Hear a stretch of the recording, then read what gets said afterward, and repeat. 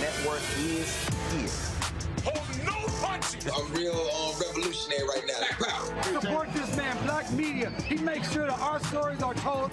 Thank you for being the voice of Black America, Roland. Stay black. I love y'all. All momentum we have now, we have to keep this going. The video looks phenomenal. See, there's a difference between Black Star Network and Black-owned media and something like CNN. You can't be Black-owned media and be scared. It's time to be smart. Bring your eyeballs home.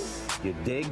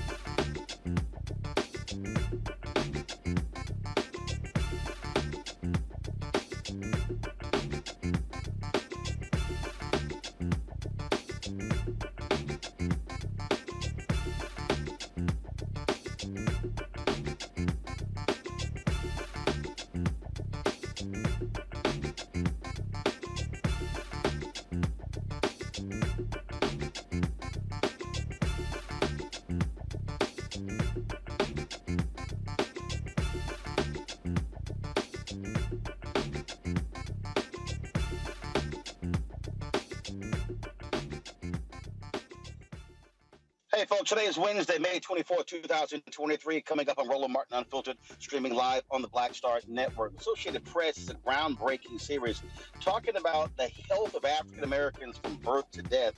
We'll talk to one of the reporters about this story that really gives you understanding of the health disparities in this country as it relates to African Americans. 3 cops have been indicted for the death of a black man in Mississippi. We told you about earlier. We'll give you an update on that particular case, again, out of Mississippi. Also, Ron DeSantis has filed paperwork to run for president of the United States. But we're now seeing another group, this time an LGBT organization, calling for a travel advisory to Florida, saying it is a threat to those who are gay and lesbian. Also on the show, we lost a couple of folks. Bill Lee, the father of Spike Lee, passed away at the age of 94, and the great Tina Turner passed away at the age of 83. We'll pay our respects to both of them on today's show. Folks, it's time to bring the funk on Roland Martin Unfiltered, the Black Star Network. Let's go. He's got it. Whatever the miss, he's on it. Whatever it is, he's got the scoop, the fact, the find. And when it breaks, he's right on time and it's rolling. Best believe he's knowing. Putting it down from sports to news to politics. With entertainment just for kicks, he's rolling. It's on go, y'all. It's Roland Martin, rolling with Roland now. He's funk, he's fresh, he's real, the best, you know he's Roland Martin now.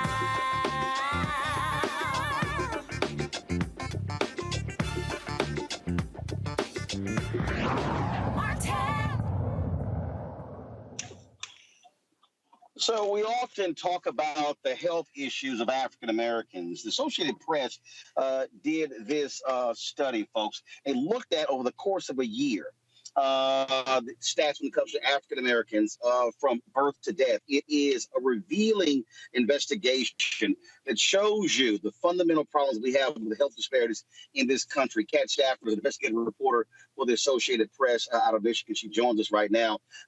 Kat, this was really something that was different. We've often seen surveys and studies along those lines.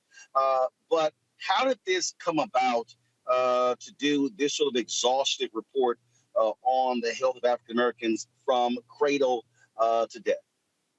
Well, for me, as someone who grew up in the city of Detroit, I have seen these health inequities throughout the course of my life, watching it occur within my own family, my friends, folks that I my but what really led me to pursue this was the COVID-19 pandemic and just seeing the disparate toll that it really took on Black folks across the nation, but also a frustration at seeing some of these initial stories and headlines that were really blaming the existence of things like high blood pressure, obesity, different respiratory illnesses as kind of the driver as to why we were dying at the rates we were, instead of really digging into the why and the how we got to the point as a nation where this disparate toll was happening. And so I set out to pursue this project that really showed how even before African Americans take their first breath, we are experiencing these disparities at such an alarming rate, and it continues throughout the entire course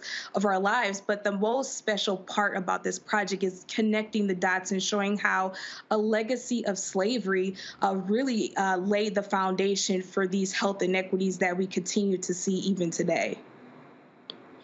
That's one of the things I think a lot of people, really don't understand when they talk about the issue of health inequities.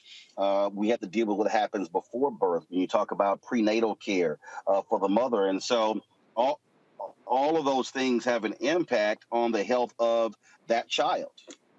Absolutely. And the first story is about maternal and infant health. Black women have the highest maternal mortality rate in the entire country, 3 times that of white women. And when you look at Black babies as well, they have the highest preterm birth rates as well as the highest infant mortality rates in the country.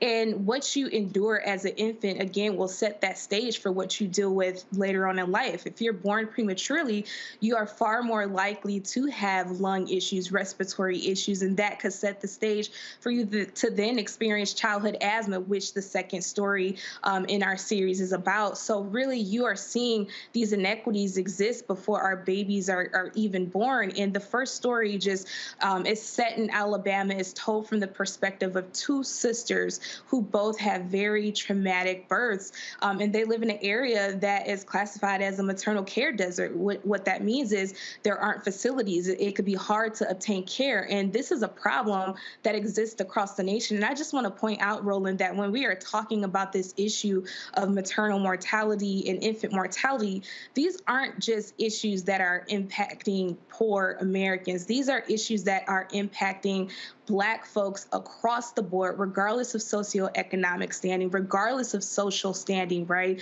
These are issues that we saw even Serena Williams grappling with when she had her own child. So I think that is very important to point out that the common denominator here is race. The common denominator here is the racism and discrimination that Black Americans encounter often when they enter the medical system. One of the things when we were having this discussion about with someone who's Republican, who's pro-life, I was trying to explain to her that you can't say you're pro-life when you look at the policies that Republican Party commonly votes against. It has a direct impact on the health of Americans, especially African Americans. And when we're talking about a lot of these places, they're red states: Alabama, Mississippi, Florida, places where a lot of African Americans are. And so I'm always saying, hey, you can't tell me you're pro-life if you're not advocating for policies that actually improve lives and extend lives. In many cases, you're just simply anti-abortion. In these red states, we see how critical this is. Yeah, one thing that I heard a lot on the ground during the course of my reporting was from a lot of advocates who have been trying to sound this alarm, frankly, for decades. This is not a new issue, right? This is something that has been happening. But what hasn't happened is the proper attention, the proper funding. Now, we have seen the Biden administration in particular devote a lot of resources toward this in recent years, but still the folks that have been on the ground rooted in this work for a very long time say it's not enough. It's not enough enough just to flood some of these communities with money either.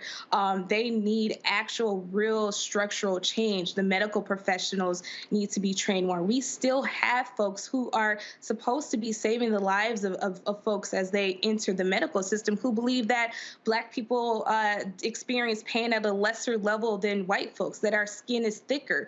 These are studies that have been done just recently. These aren't things that, or perceptions that have existed, in a longer period ago. This is something that people believe right now. So folks are saying until we actually deal with that structural racism, we will continue to see these alarming disparities. I'm standing outside here on Black Lives Matter Plaza in the nation's capital. And again, we talk about this notion of Black lives actually mattering. That's really, what it boils down to.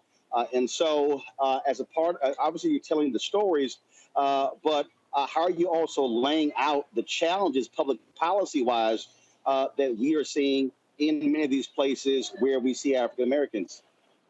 That's a great question, Roland, because as you look at all of these states, there are different needs that exist in every state. I talked about Alabama for the first story and how in Alabama, particularly that rural belt, that Black belt where many of the plantations existed, many Black folks still live there today, centuries later, right? They face a lot of challenges in that area, and that crosses from Alabama into other southern states.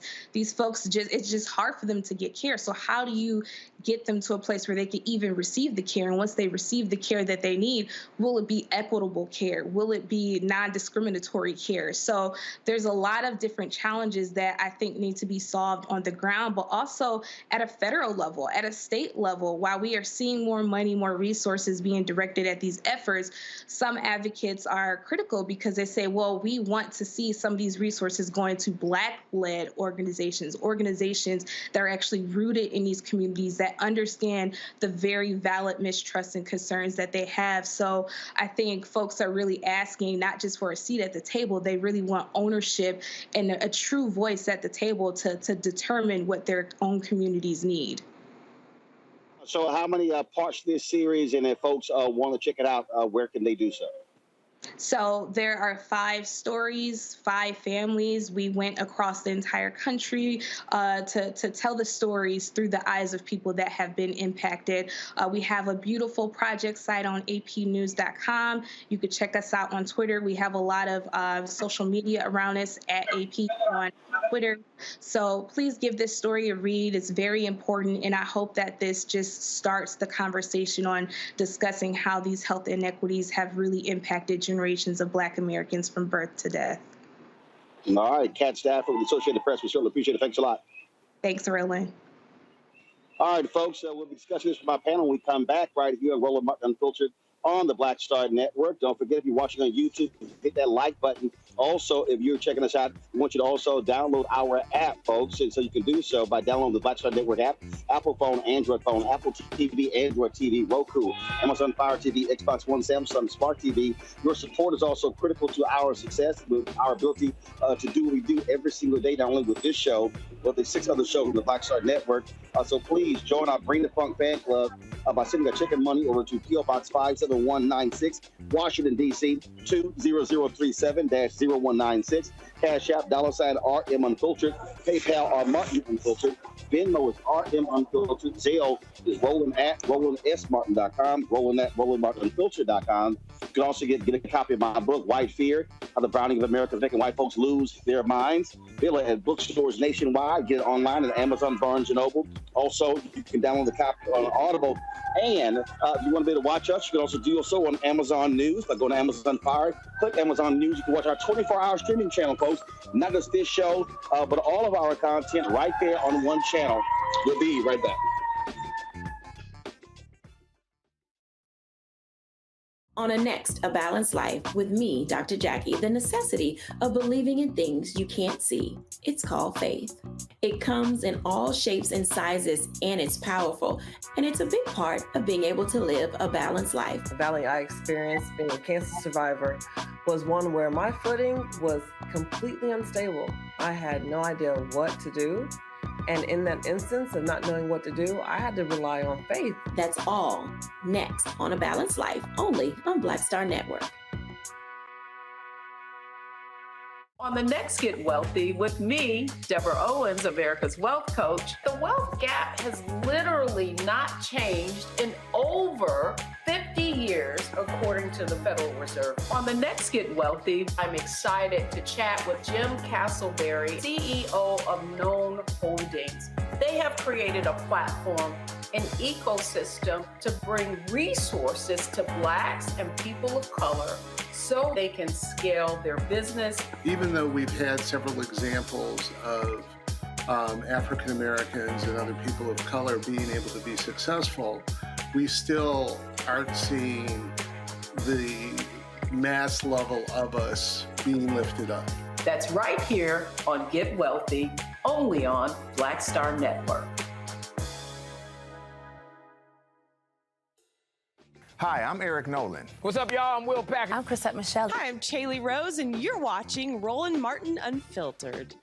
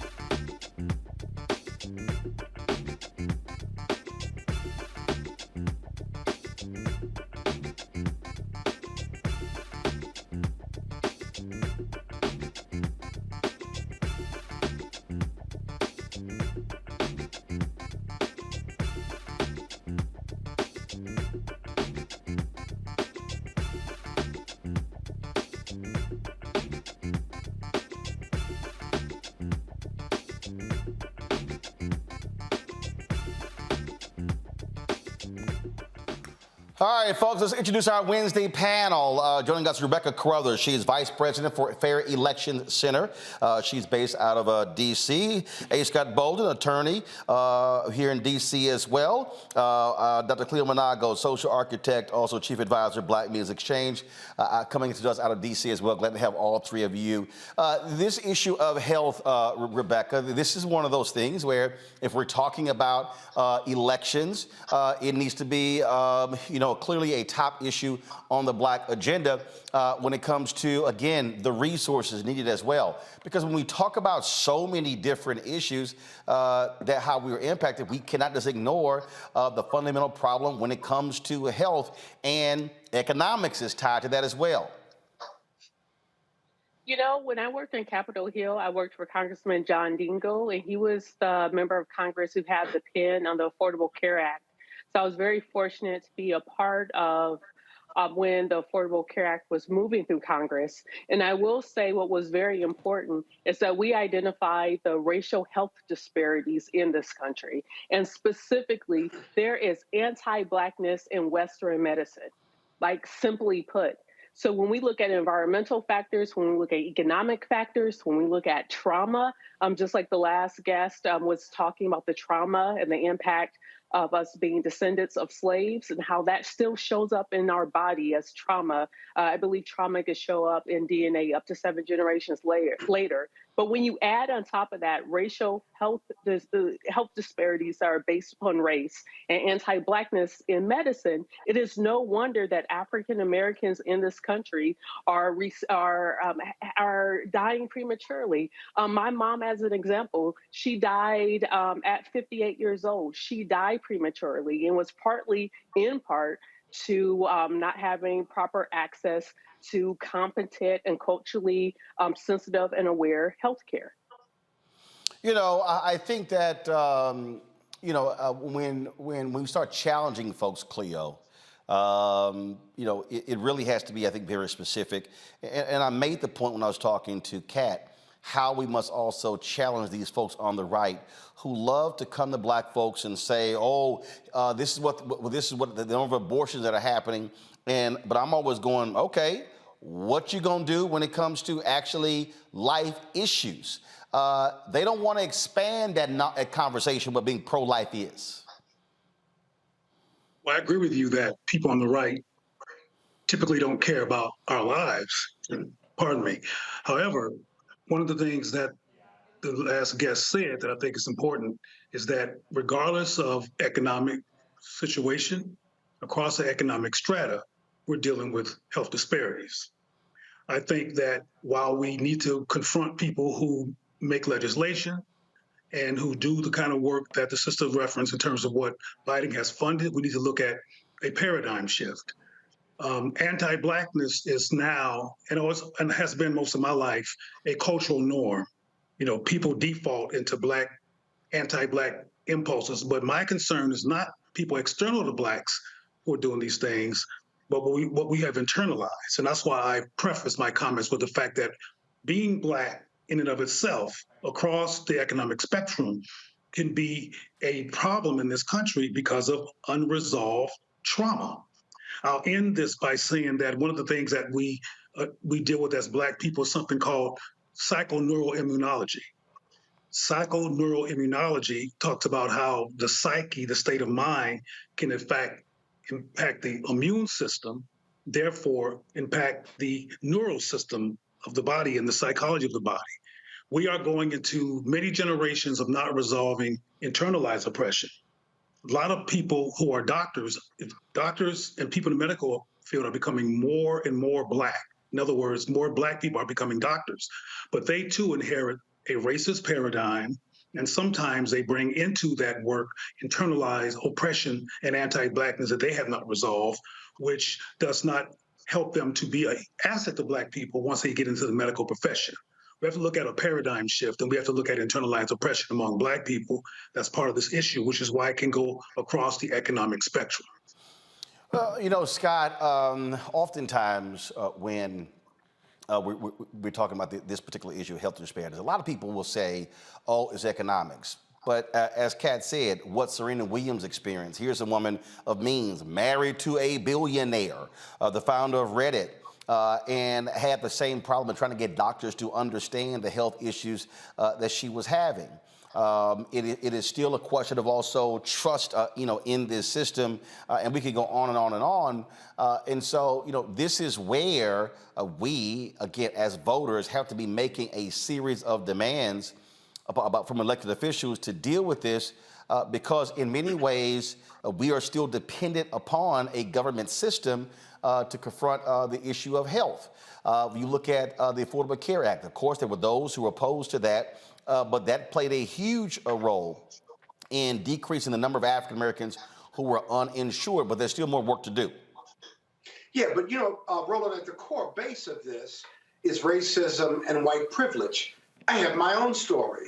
I have sinus issues. And before I went to see a sinus doctor who was African American, I had several other doctors look at my sinuses, but look at, all kinds of different exams, different doctors over the last 5 years. All of them knew that I had high blood pressure. They noted it, but they did nothing to treat it. When I went to the Black doctor to fix my sinuses, he noted that I had high blood pressure, a family history of high blood pressure. And not only did he note it, he pushed me. He called me for 2 weeks to make sure that I had gotten it checked, that I was on a weight program, and that I had blood pressure medicine when my weight had elevated. And without that, I would not have lost the weight that I lost, and I would not have been on the blood pressure medicine, because that Black doctor made a point of it, because he knew that as a Black man, that hypertension was the silent killer.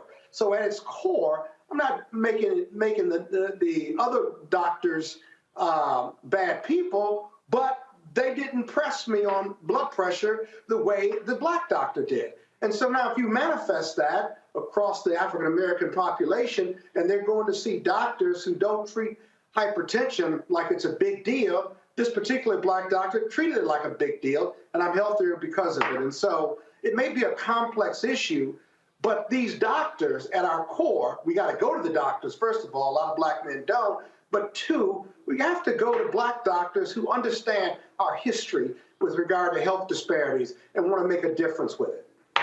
But when we talk about that, that also means, again, supporting those institutions that are churning out those black doctors. And the reality is that, Rebecca, those are black medical schools. And we're now seeing Morgan State, they announced they're going to be launching a medical school in the next decade.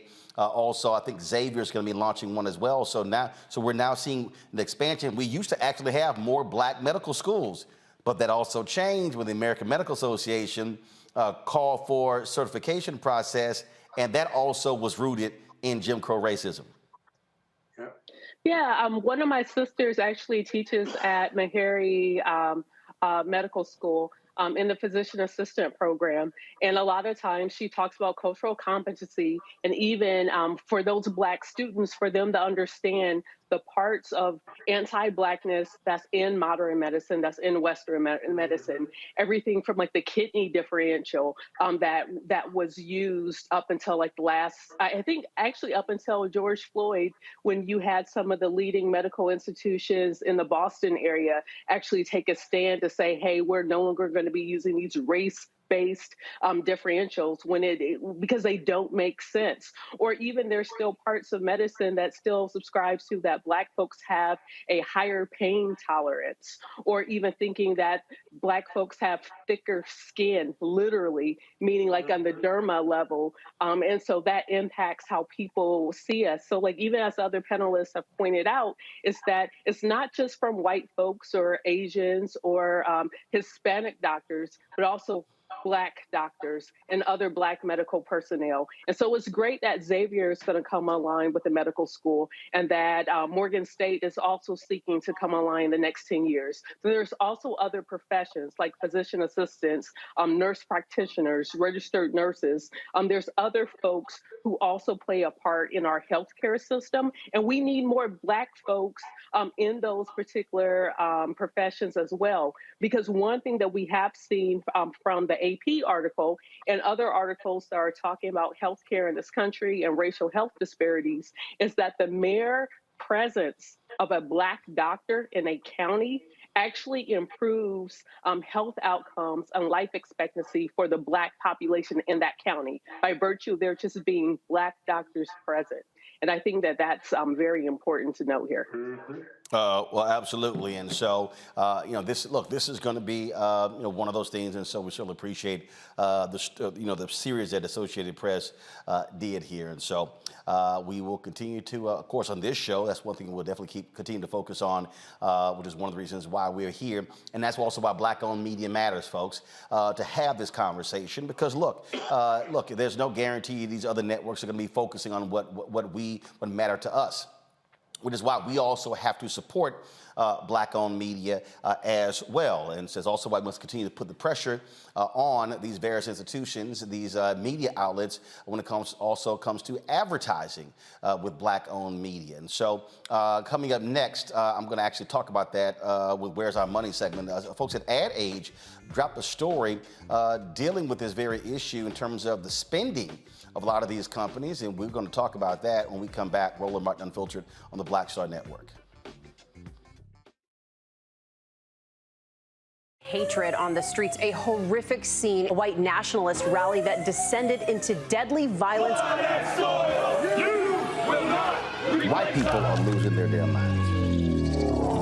As an angry pro-Trump mob storms the U.S. Capitol, we've seen shooting. We're about to see the rise of what I call white minority resistance. We have seen white folks in this country who simply cannot tolerate black folks voting. I think what we're seeing is the inevitable result of violent denial. This is part of American history. Every time that people of color have made progress, whether real or symbolic, there has been what Carol Anderson at Emory University calls white rage as a backlash. This is the rise of the Proud Boys and the Boogaloo Boys. America, there's going to be more of this. Here's all the Proud Boys, Dave. This country is getting increasingly racist in its behaviors and its attitudes because of the fear of white people. The fear that they're taking our jobs, they're taking our resources, they're taking our women. This is white fear.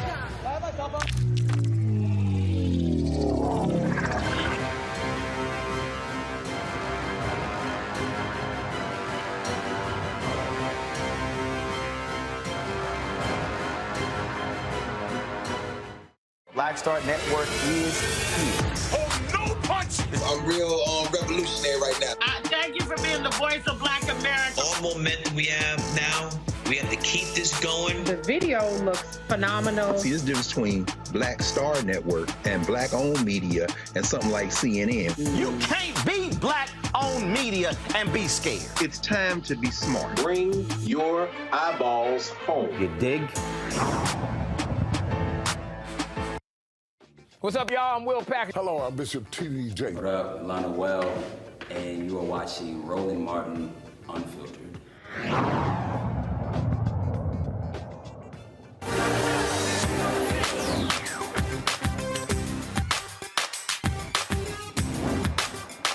Been frozen out. Facing an extinction level event. We don't fight this fight right now, you're not going to have black-owned media.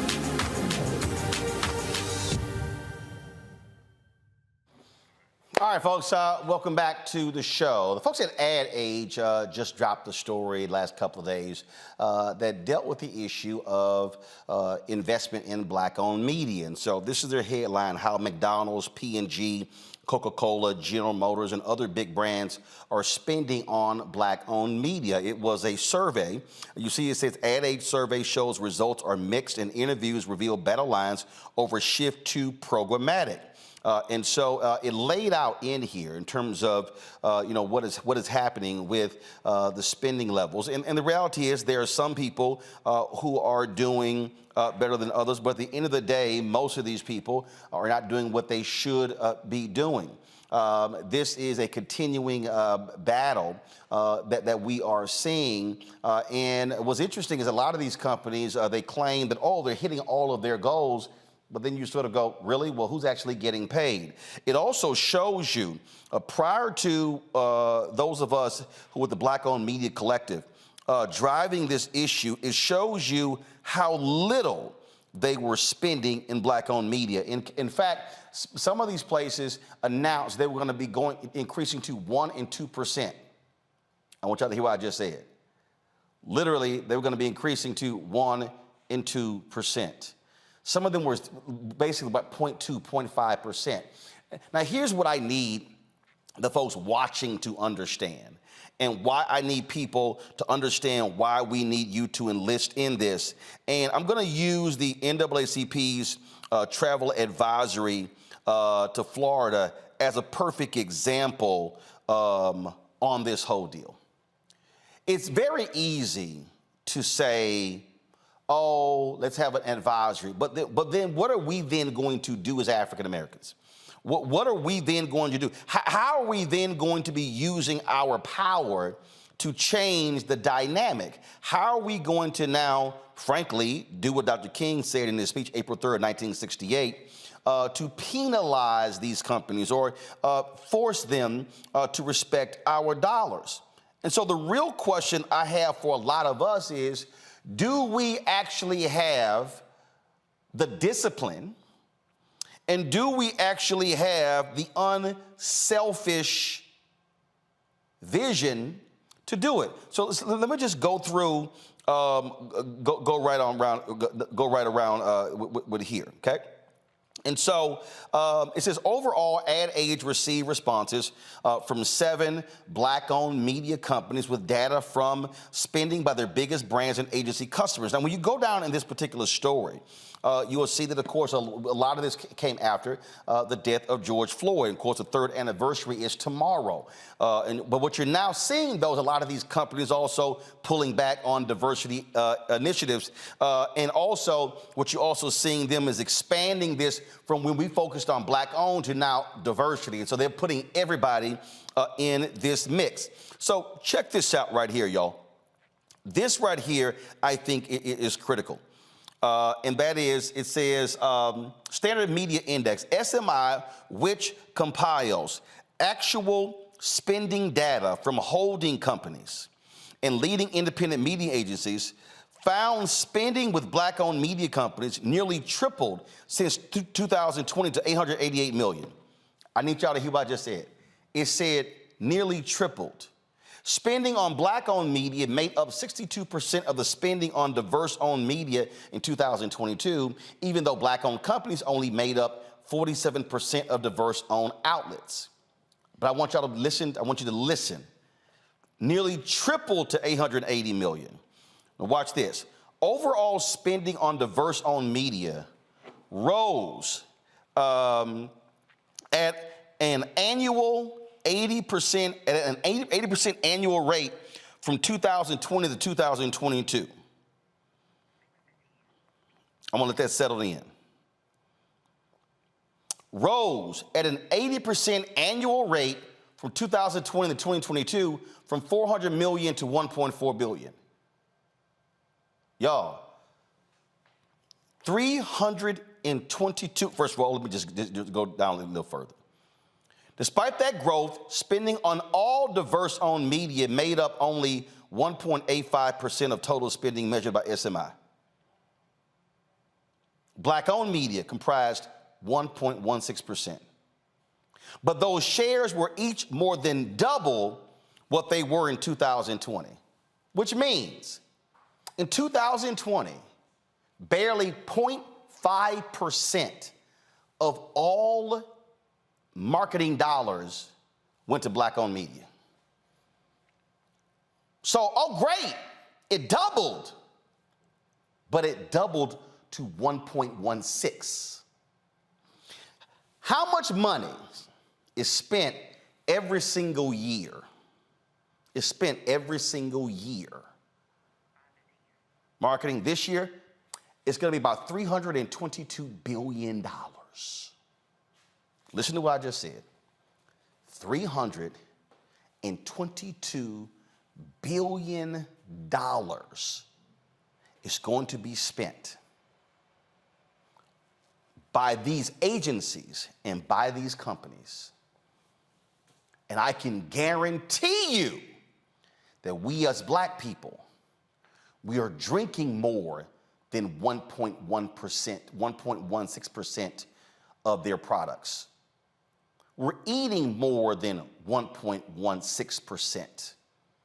We're buying more than 1.16%. And see, what I need all of y'all watching, I really need you to start asking some critical questions and then make a determination on if you really want to demand equity in this situation. A perfect example. Here's an iPad that we use for our script. I have the new iPad, have the older one, I have the smaller one, okay? I travel with 3 iPads. There's 2 iPhones. So just sit here on just right here on this stand, I have 6 Apple devices. Ask yourself, what is Apple's Black-owned media spend, its annual spend? It's an important question. Let me go this here. It's 82-inch Samsung TV. It's a 65-inch right there. There's an 82-inch right there. There's an 82-inch right there. there's an 82, an 82, and an 82. And in the control room, there are 5 65 inches. So that's 1, 2, 3, 4, 5, 6, 7, 8, 9 Samsung LED TVs. How much does Samsung spend on black-owned media? I'm gonna go back to the headline here. So when you see, this is the graphic right here. So they looked at McDonald's, Target, P&G, General Motors, Verizon, Walmart, Coca-Cola. Now, I'm gonna go ahead and say it. We did a deal with McDonald's that was in 2021. I think that was about, it was about 150,000. We have not done anything since. Now, we're waiting. We're supposed to be doing something with them, but we're still waiting. Target, since we launched this show 4.5 years ago, I think last year we did something like $100,000 with Target. Nothing since. Verizon, I think we had maybe 75,000. That was an ad campaign that I think it was the end of 2021. Nothing in 2022. No, stay on the graphic. Nothing in 2022 and nothing so far in 2023. General Motors, we did about it was a $500,000 deal last year, but because of we didn't get the full 500,000, which was part of my problem because how they want to drive this thing to programmatic, which actually puts many black-owned media at a disadvantage. Have not heard from them on what's going to be happening in 2023. Procter & Gamble, we've not done anything with them. They've been promising they're going to do something with us. I'm still waiting. We have been trying to talk to Walmart for the last 4.5 years. We've talked to Publicis, which is their agency, and we've got nowhere. We've literally not had anything with Walmart whatsoever. Coca-Cola, out of all of these companies here, we've actually done more with Coca-Cola than anybody else, around $1.2 million in the last 3 years. We have not done anything. We're finding out what's going to be happening in 2023.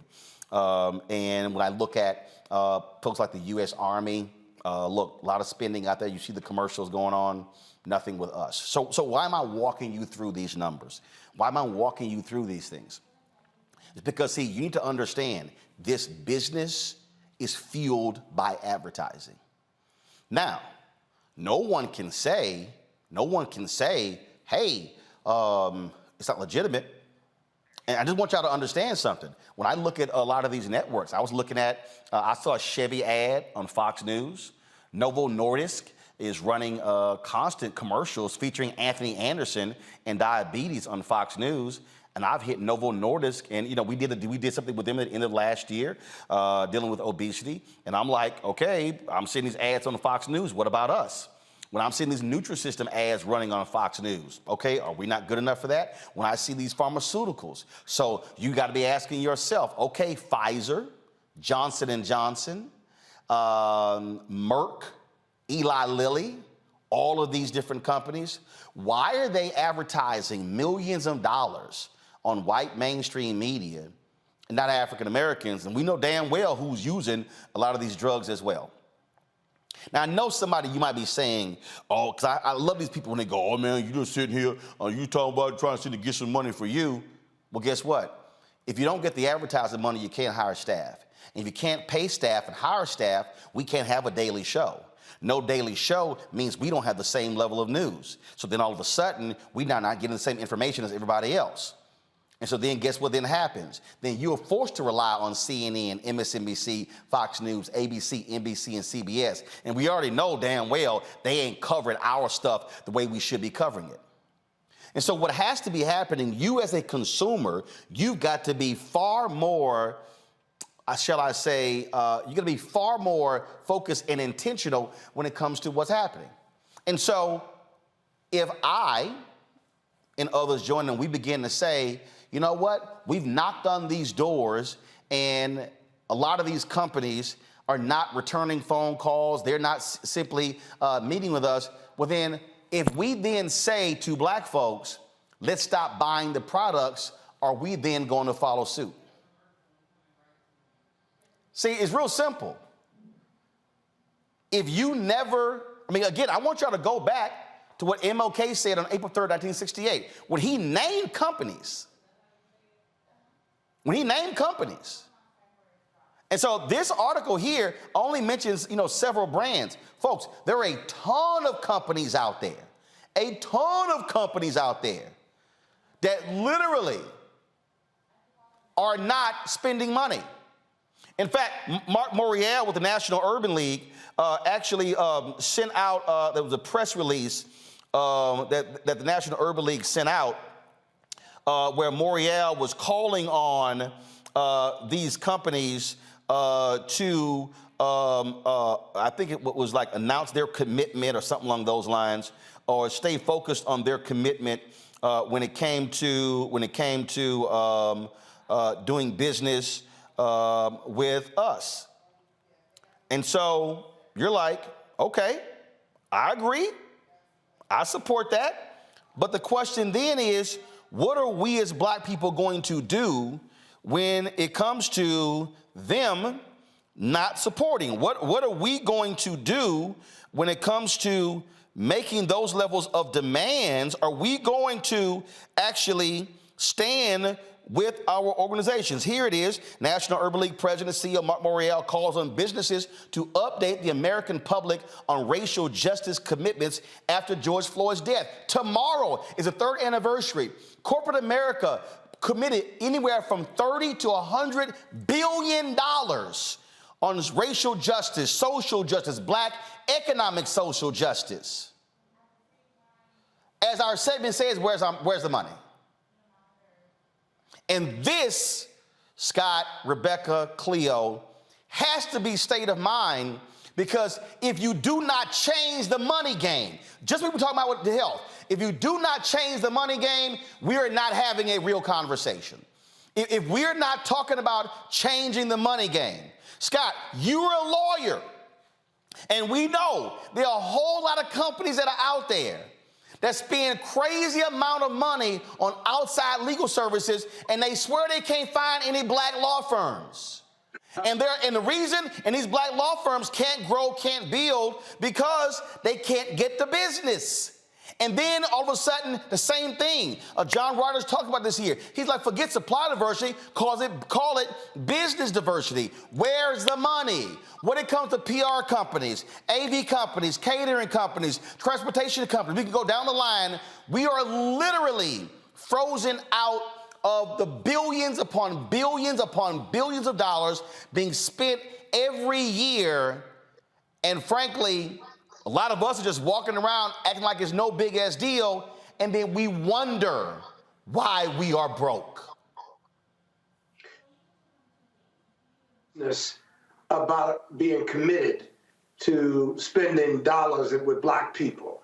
Like, why would I buy or spend in the black community? Or better yet, why would I buy the milk when I can get the cow for free? Black people are going to buy Nikes anyway. They're going to buy Coca-Cola anyway.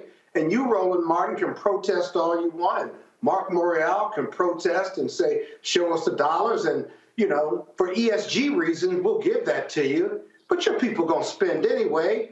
Our people, our communities spend almost, the last report I read was close to $1 trillion in consumerism. We are just consumers, and we're addicted to consumers. And so all those companies you list, you can put the graph back up, they know black people are going to buy anyway. And until they have a consciousness, because it's the right thing to do, because black people spend a lot of money with them, then I don't think that's going to change. There's got to be another hook for black people other than you and Mark Morial and others. When I was managing partner of the D.C. office of Reed Smith, I didn't have a supply side. I just told my folks we're using black vendors for food, for rent, for parties, whatever the case might be. Go find me a black caterer, go find me a black party giver, whatever. We're just going to do it with black people and brown people and black women primarily, and that was my directive. It wasn't hard. Sometimes they said they couldn't find it. I said, keep looking. You'll be okay. And I'll be honest with you, We gave more business to Black people during my 10 years as managing partner than we've ever done before me or after me. And I don't know about the other offices, but it was just a commitment, that's all. And nobody questioned it as me being the managing partner. And so you got to have that consciousness about it and commitment to the commitment that I'm going to do business with Black people and brown people, primarily Black people. And until you have that, and there's nothing compelling white America, white corporate America to do that, unless you get more Black people in the C-suites, then it's just not going to happen because they know, just like the Democratic Party knows, that Black people are going to vote for them no matter what. They can treat them like shit. Well, and white corporate America feels the same way. Well, but here's the deal, though. I think, but it's also, Cleo, I think this is also part of what happens when you have not had a real robust Black-owned media, signaling the alarm as well. Yeah, that's true. So I mean, that's the case. I mean, the reality is, you got BET. There is no nightly newscast on BET. You've got TV One. There's no nightly newscast. You don't have. We can go Diddy. He's got Revolt. They got a weekly news show. And so when you look at, you go, let's see, Up. You ain't got nothing there. I mean, I can go down the line. Same thing. I can go Black Radio. I can look at how. Look, Scott, you do the work with NNPA, but the reality is none of them are daily newspapers. They're not churning out the kind of content on a regular basis, and so this is what we are being confronted with. And the thing, Cleo, is that we have to have people who are asking these critical questions, and so that way we're not just giving away our resources. And the thing here is this here. Scott makes a point about Nike. Here's an important deal. I was at the NAACP LDF and the Jordan brand. They were honoring them. And folks, let me be very clear. Let me be very clear. I'm not dissing anybody, but they announced this $140 million social justice initiative over 10 years. Okay, that's great. That's $14 million a year. If you said, hey, let me take a look at the top 30 urban cities, and say we're going to do initiatives in those cities, and then you say take that $14 million, that comes out to $466,000 per city. Now, the Jordan brand alone generated $4.8 billion. We ain't talking Nike, just the Jordan brand. And so if you look at the amount of money Black folks spend on Nike, Black folks need to be asking the question, Nike, what are you spending on Black people? What is your spend on Black-owned media? What is your spend with Black vendors? Because we giving Nike a whole lot of money. Adidas, same thing, a whole lot of money. In fact, Cleo, was interesting. When we were at NBA All-Star game, I had on my Roland Martin Unfiltered jacket, and somebody said, man, you gonna wear that jacket all weekend? I said, why in the hell would I not wear my jacket all weekend? Do you want me to come here in a Nike jacket when Nike ain't paying me? Nike not advertising on my network? So hell, I'm gonna walk around with my own damn brand. So if anybody see me walking around Salt Lake City, they gonna see Roland Martin Unfiltered. And they don't know, they gonna like, I wonder what that is. They might Google it. But literally, I was conscious of what the hell I was wearing. And then again, we then go, man, I don't understand why we broke. We're broke because we literally have massive outflow of resources from our community and our homes and our pockets, and not enough of us are asking, what's the inflow to our community from the same companies? Owen, there's a lot from your attempt to address, but I'll start off like this. There was a time in the United States of America where Black people came together more, where Black people invested in Black commerce, Black industry, Black empowerment more. And of course, this happened even more before so-called desegregation. So we have a history of doing exactly what you're suggesting that we do now. We know how to do it. However, we have been contaminated by whiteness. We've been contaminated by the anti-Blackness within whiteness. So that's an issue in terms of our behavior. For example, Princeton and Yale and Harvard, one of the reasons why they stay in business and don't have to ask the president for money, it's because their alumni helps to keep this source in place that affirmed and helped them to be what they are. Black colleges have a hard time getting alumni to donate because we have a anti-Black unconscious, because not because of a genetic disposition, but because of how we're conditioned. And another issue, before I go any further with that, and I hope this is not too controversial, you are often challenging white behavior, white fear, white importance, white privilege. And I believe that this is my analysis, that during the first couple of years or so of your existence here, they made a gamble and gave you some money. No. In the first 3 years, nobody gave us money. In the first 3 years, nobody. Pardon me. I'm just letting you know. Timeline. I do. Okay, I'm sorry. I don't know the timeline. I'm sure you do. But my point is not the timeline. My point is that once upon a time, these people gave you some money, is my point. And it's my belief that they were auditioning you to see, okay, is he going to get quieter because of this money? Is he going to say less critical things about white people if we give him this money, like other Black people do, who we buy out and pimp out all the time? Is he going to back off of the white critique if we give him some money? No, it's not going to happen. If he don't give us no money, if he does not stop critiquing whiteness and destabilizing the norm of white supremacy mythology, then we ain't giving him no money. So given that possibility of a reality, I think it's very important that you continue to talk to Black people about having a critical analysis, having self-respect, and stop mindlessly buying stuff to deal with the trauma or to try to interrupt the trauma of being Black. See, ironically, a lot of the shopping that we do, whether it's Nikes and stuff like that, is to distract us from Black pain. Because unresolved trauma generationally becomes normalized Black pain, and we learn to look at Blackness as depressing. So we want to go get some goodies, some Kentucky Fried Chicken, some whatever, to distract the pain that is not being properly addressed. Early in the show, the sister talked about the generational miscare that Black people get from the medical system. I'll close with this because I know you're trying to get me to be quiet. No. Actually, I got to get to Rebecca because I'm actually over time with the segment. So that's why I'm trying to get you to close. So I got to get to Rebecca. Well, I'm going to close by saying this.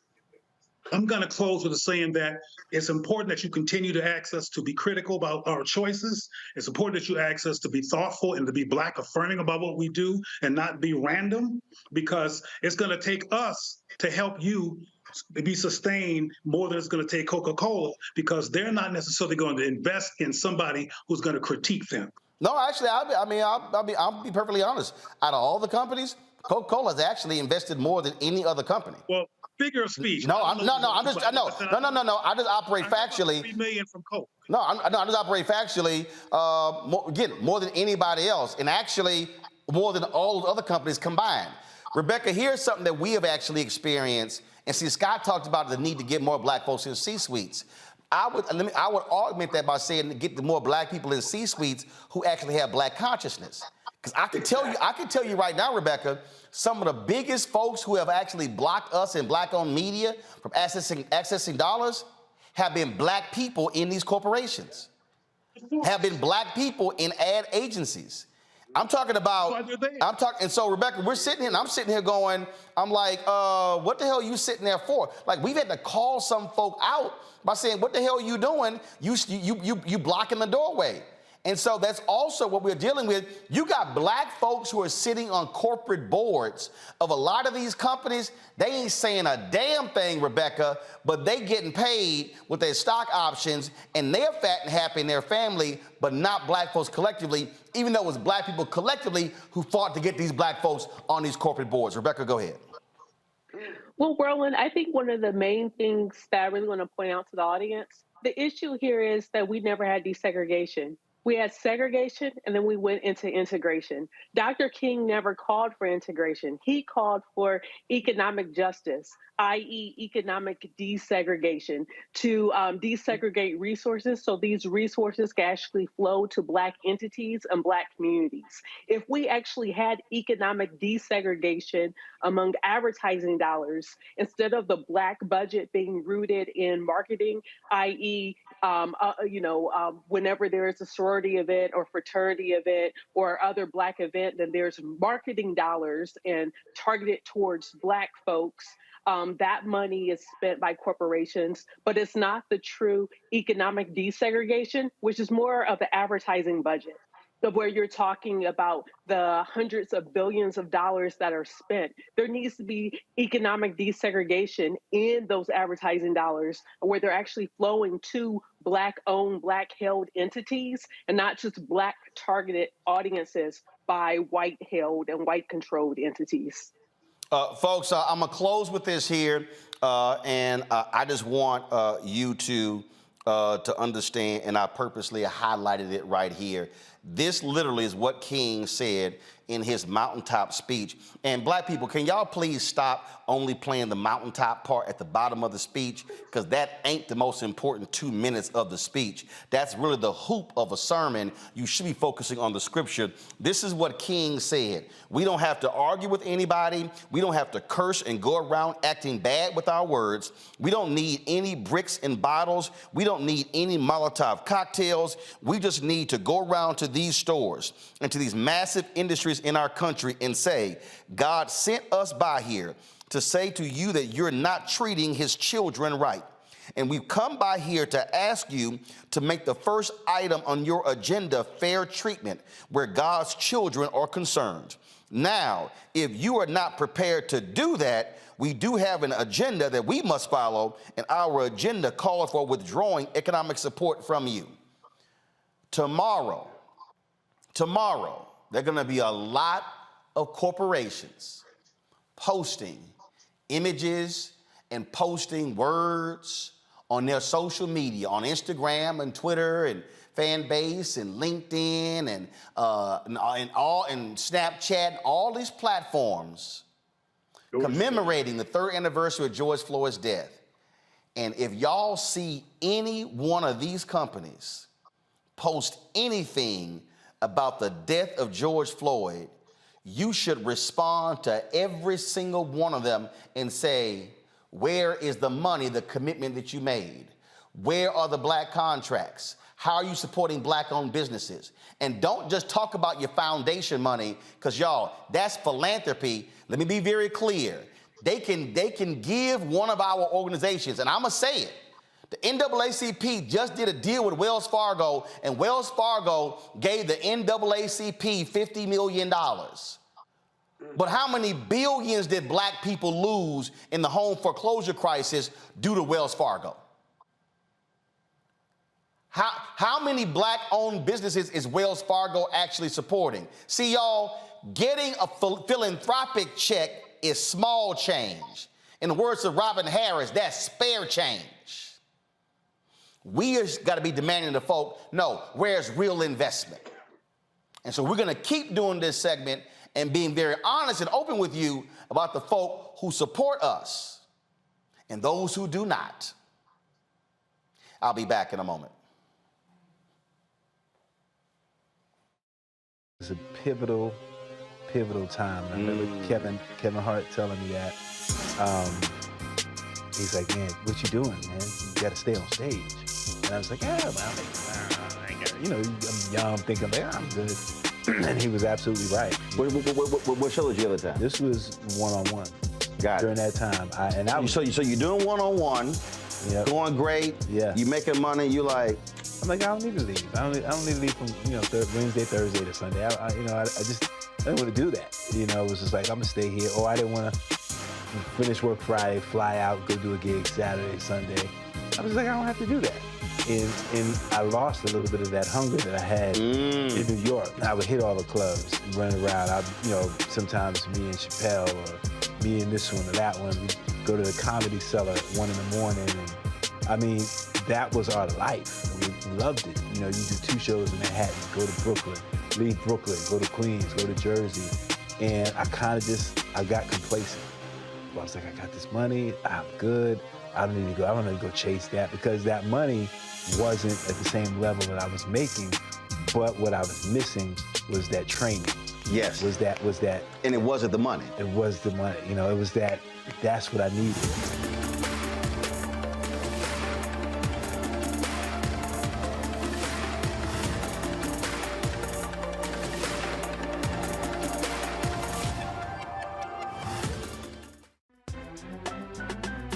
I'm Faraji Muhammad, live from LA. And this is The Culture. The Culture is a two-way conversation. You and me. We talk about the stories, politics, the good, the bad, and the downright ugly. So join our community every day at 3 p.m. Eastern and let your voice be heard. Hey, we're all in this together. So let's talk about it and see what kind of trouble we can get into. It's The Culture, weekdays at 3, only on the Black Star Network. I'm Bill Duke. This is Diala Riddle. What's up, y'all? I'm Will Packer. I'm Chrisette Michelle. Hi, I'm Chaley Rose, and you're watching Roland Martin Unfiltered.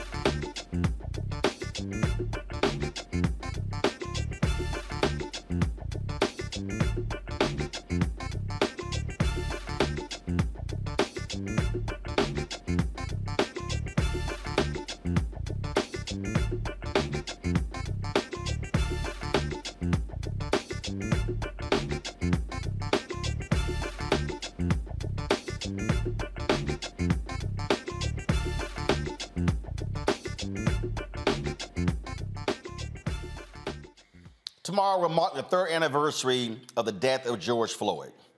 And of course, some things changed in the aftermath of his death. We have seen commemorations, we've seen murals, we've seen all sorts of things take place all across the country. We've seen some changes locally, some changes with the law. We have not seen the George Floyd Justice Act, of course, being passed by Congress. We have not seen a number of other things happen. We've seen people make all sorts of announcements and make pledges and things along those lines. But what really have we seen that's substantive that has changed? There are authors of a book called His Name is George Floyd. It details that fatal encounter and tells the untold story. Joining us now is the 2023 Pulitzer Prize-winning authors of His Name is George Floyd. Tolu Oloruniapi, is he on? I'm sorry. And Robert Samuels. I'm here. Good to see you. Tolu, you there? Good seeing you as well.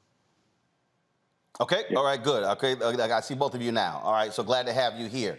So first and foremost, as you were working on this book, numerous stories are being written. Obviously, you were dealing with the real time of this thing being untold. But were both of you surprised with how, out of all the Black deaths we've seen, frankly, over the past, I would say 10, 15, 20 years, how this caused a far different reaction than anything we have seen in recent history. Yeah, I will say I was surprised. I'll be very honest. In journalism, sometimes you get surprised, and I was surprised at first. I had, just like Robert, I had been involved in some of the previous hashtags covering the protests and the uprisings after Trayvon Martin, after Michael Brown, after Tamir Rice, after so many other names that we hear about. And we did see, people take to the streets, and we did see people decide that they wanted to demand change. But this time, after George Floyd was killed, it was different. We saw a broader swath of the public come out. We saw a number of white people who had sat at home in past protests decided now they wanted to speak out and be involved in the movement. And so we realized that it was something different, that something different was happening in the culture, and that it was going to be a different kind of story that we needed to tell. We needed to tell not only the story of the moment and the story of the person, but the story of the country that we all live in and we all lay claim to. And we thought it was important to shine a light on the underbelly of the American promise, the things that people don't always see when they talk about the American dream. And so we told the story of George Floyd's life, taking it back to Houston's Third Ward, showing the proud American family that he came from, and also showing the injustices that he faced long before he ran into the police officer who took his life. Robert, I think that a lot of people, if we want to be honest, I think what the difference maker here was the number of white folks who were out there protesting. That's what caught folks off guard. This also, the aftermath of his death, it was the first time in American history where polling data showed a majority of Americans actually agreeing and supporting a black social justice movement. It was really phenomenal to think about. And now when we look, it seems a little bit strange. But when people saw that video, I think a few things happened, particularly in the white community. For a number of people who are people of color and black people in this country, it felt like an unfortunate run-of-the-mill incident because we understand how police brutality operates. For people who don't live in those sorts of communities, the visceral footage of seeing Derek Chauvin, an agent of the state, mercilessly, almost nonchalantly snuffing the life out of a black man, it told the tale that many people didn't believe. And in a time of COVID, when everyone was staying home, that's what prompted them to move. And I think it's really stunning to think about how quickly we forgot some of the lessons that we learned in 2020, as long as the lessons that we learned about the life of George Floyd and systemic racism, which is a part of the reason why we talk so much about it in the book. When you look at where we are now, again, tomorrow, the third anniversary, and you're already seeing so many people, yeah, we're good, we've done enough. It really reminds me of the Reconstruction period that really only lasted 12, 13 years. Du Bois put it around 20. But it was, 3, 4, 5 years in, they were sort of like, yeah, okay, we've done enough of these freed slaves. Can we move on now? I mean, this country is always in a hurry to move on from a racial reckoning. Yes, and in addition to moving on, there's also the backlash, just like we saw the backlash to Reconstruction, and we saw racial terror rear its head at the end of the 19th century, and as the turn of the 20th century happened. That happened in George Floyd's family, where his family was able to build up some wealth during Reconstruction and had it all stripped away during the backlash by racial terrorists who wanted to strip the wealth from a black wealthy man in North Carolina at the time. And now we're seeing a version of that with the backlash to the Black Lives Matter movement, people saying that critical race theory is the biggest problem in the country and that we should be fighting these discussions and banning books. And that backlash is what we're living through. Not only people saying we should move on, but people saying that just the mere discussion of racial injustice is a threat and is something that should be stamped out and should be blocked and should be met with the sheer power of government. And so we're living through that as we speak. And I think that's one of the reasons it's so important that people educate themselves, so important that people learn the history, so important that people learn about the person behind this movement, learn about George Floyd himself and how he faced different trials and tribulations and the injustices that we talk about in the book, because it's important to know that He was someone who tried to breathe even before he ran into the police officer and struggled to do so in America. And one of the reasons we wrote the book was to try to shine a light on those injustices, in addition to the injustice of police brutality and police misconduct that we saw when George Floyd was murdered. Well, I'll tell you, Tolu, I think I fundamentally believe that it was his death, and when a lot of folks in white America saw the reaction, that led them to go, oh, no, hell no. Well, let's have this racial backlash because they saw young white folks and others begin to understand and say, this thing is real, it must be stopped.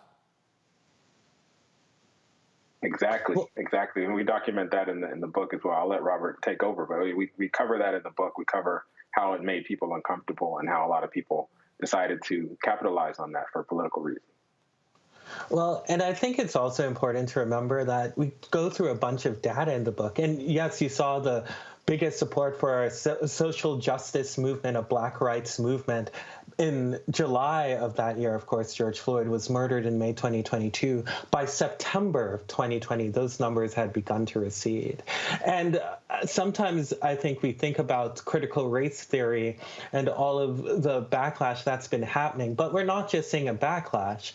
On Capitol Hill, just in the past 2 weeks, you saw Republicans and Democrats come together to pass a disapproval resolution for the District of Columbia to enact criminal justice reform that was almost a carbon copy of the George Floyd Justice in Policing Act.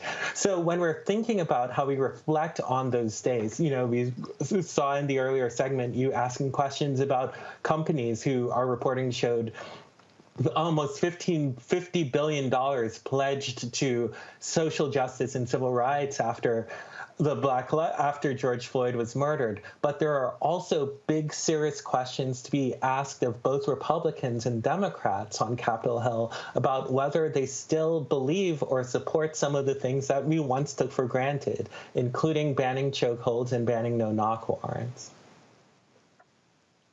Let me see. Let me get a quick question from each one of my panelists. Cleo, I'll start with you. What's your question for our guest? Greetings, brothers. Good to meet you. My question is, I have a comment, and I want to see what you think about it. I believe that white people were particularly responsive to the murder of George Floyd because it happened during the COVID-19 epidemic. I think the COVID-19 epidemic created uncertainty in this society and fear that it had never experienced before, and instability in terms of what's going to happen next that it never experienced before. Donald Trump, I believe, was destroyed by COVID-19 and might have been president if it wasn't for COVID-19, because it was a close call. Because we saw Philando Castile's body on Facebook covered with blood with the little girl in the back screaming. We've seen horrible murders before. We've seen what happened with Walter Scott and Eric Garner, who was murdered in our face. However, none of those occurred during the COVID-19 shake of society. What's the question? I got to get to the question, Cleo. I was getting ready to get to it right when you said that. I was going to ask them, what do you think the COVID-19 shakeup had to do with white people focusing on this issue temporarily, the issue of injustice toward Black people? Well, I think for a lot of people, they couldn't look away. And when the video of Philando Castile and Walter Scott were shown, there are other things going on. It was easy to distract yourself from the cruelty of the reality of racism. But the isolation that people were living in at the time meant that they could not look away. It was all anyone could see, and it prompted that discussion. I think there's a lesson here, right? The lesson being that when people, including white people, can focus on the true injustices of racism, the cruelty of how it plays out every day, they move, they can march, their minds can be changed. But the reality becomes when it's blocked by smoke and mirrors and distractions and other ways of viewing things that can detract from the life and the lived experiences of Black people in this country, then it becomes a much harder battle. Scott, your question. Well, my question, good afternoon, is where do we go from here? I mean, one of the most amazing things I saw after George Floyd was the continuing of killing of black men at the hands of the police state. We still don't have the George Floyd Act. And so what are our next steps as a community? If you ask representatives of the Floyd family, they would say that we have to continue to push for legislative change, because you can't really change the culture without changing the law and requiring there to be different kinds of responsibilities for police officers, requiring consequences when they overstep the boundaries. And so it doesn't look like there's going to be any change at the federal level, but the activists are still pushing. They're pushing on the local level. They're pushing in states like Minnesota and local communities, and trying to win city municipal races in places like Jacksonville to be able to make change. And so I do think that this will be a grassroots approach, where realizing that it's very difficult to get things done in Washington, D.C., grassroots activists are going to continue to push at the local level and try to make some of these changes, including in places like Washington, D.C., in the face of congressional intransigence, to try to make something happen. So I do think that's where the next step is going to be. Until we have a difference of opinion in Washington, there are going to have to be changes at the local level in order to lead to major change nationally. Rebecca. Robert and Toulouse, thank you so much for writing this book. My question is, in response to the murder of George Floyd, have we missed the moment? We can miss the moment, right? And we miss the moment when we don't remember the lessons we learned from 2020. And not just the lessons of 2020, but the fact that George Floyd was a dynamic man who had long believed in the American dream. But what our reporting showed was that every step, when you looked at his family history, his educational experience, his housing experience, his experience with the healthcare system, when he asked and needed help, his experience with the criminal justice system, at every step, there were gaps in the social safety net that awaited him, that were just there for him to fall through. And so when we think about missing the moment, the moment is still here because we get the chance to live, and George Floyd did not get the chance to live. That's a part of what we hope the book accomplishes. But the ultimate tale, I think, is that now that we know, and now that so many people's eyes were opened to how racism operates in America, whether or not we can continue to encourage people, whether they be a lawmaker or a police officer or a teacher or someone just trying to go about their lives, to be focused on looking at people as human with nuance and context and all the things that we believed were promised to us by virtue of being born in the United States. Folks, the book is, his name is George Floyd, One Man's Life and the Struggle for Racial Justice. We certainly thank Robert and Toulouse for joining us. Gentlemen, great job, and congratulations on the Pulitzer Prize.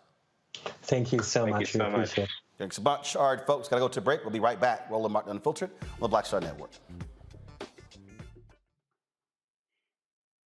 When you talk about blackness and what happens in black culture, we're about covering these things that matter to us, speaking to our issues and concerns. This is a genuine people-powered movement. There's a lot of stuff that we're not getting. You get it, and you spread the word. We wish to plead our own cause. Too long have others spoken for us. We cannot tell our own story if we can't pay for it. This is about covering us. Invest in black-owned media. Your dollars matter. We don't have to keep asking them to cover our stuff. So please support us in what we do, folks. We want to hit 2,000 people, $50 this month, raise $100,000. We're behind 100,000, so we want to hit that. Your money makes this possible. Checks and money orders go to P.O. Box 57196, Washington, D.C. 20037-0196. The Cash App is $RM Unfiltered. PayPal is R Martin Unfiltered. Venmo is RM Unfiltered. Zelle is Roland@RolandSMartin.com. When you talk about blackness and what next on the Black Table with me, Greg Carr. Democracy in the United States is under siege. On this list of bad actors, it's easy to point out the Donald Trumps, the Marjorie Taylor Greens, or even the United States Supreme Court as the primary villains. But as David Pepper, author, scholar, and former politician himself says, there's another factor that trumps them all and resides much closer to many of our homes. His book is Laboratories of Autocracy, a wake-up call from behind the lines. So these state houses get hijacked by the far right, then they gerrymander, they suppress the opposition, and that allows them to legislate in a way that doesn't reflect the people of that state. David Pepper joins us on the next Black Table, here on the Black Star Network. Hey, what's up, everybody? It's Godfrey, the funniest dude on the planet. And you're watching Roland Martin Unfiltered. Ow.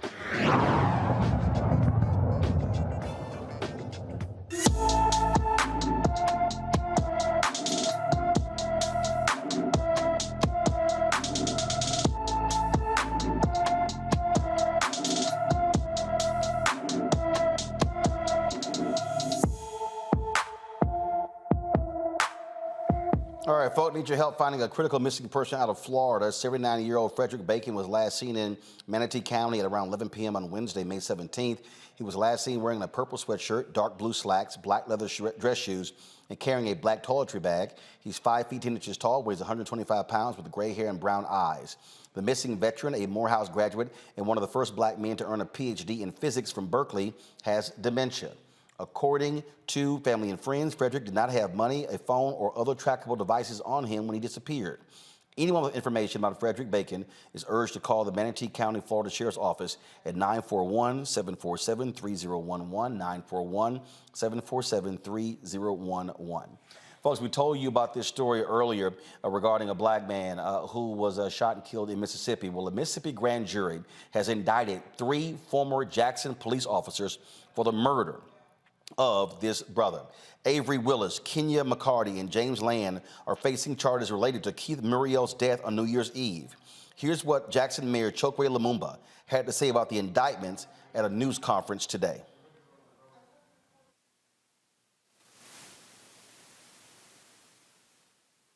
A wrongful death lawsuit against the now former officers. The lawsuit claims the officers used excessive deadly force and failed to render medical aid to Muriel. This, of course, is really a shameful story, folks, and one of the numerous stories that we've had to talk about beforehand. And so here's the sound from the mayor.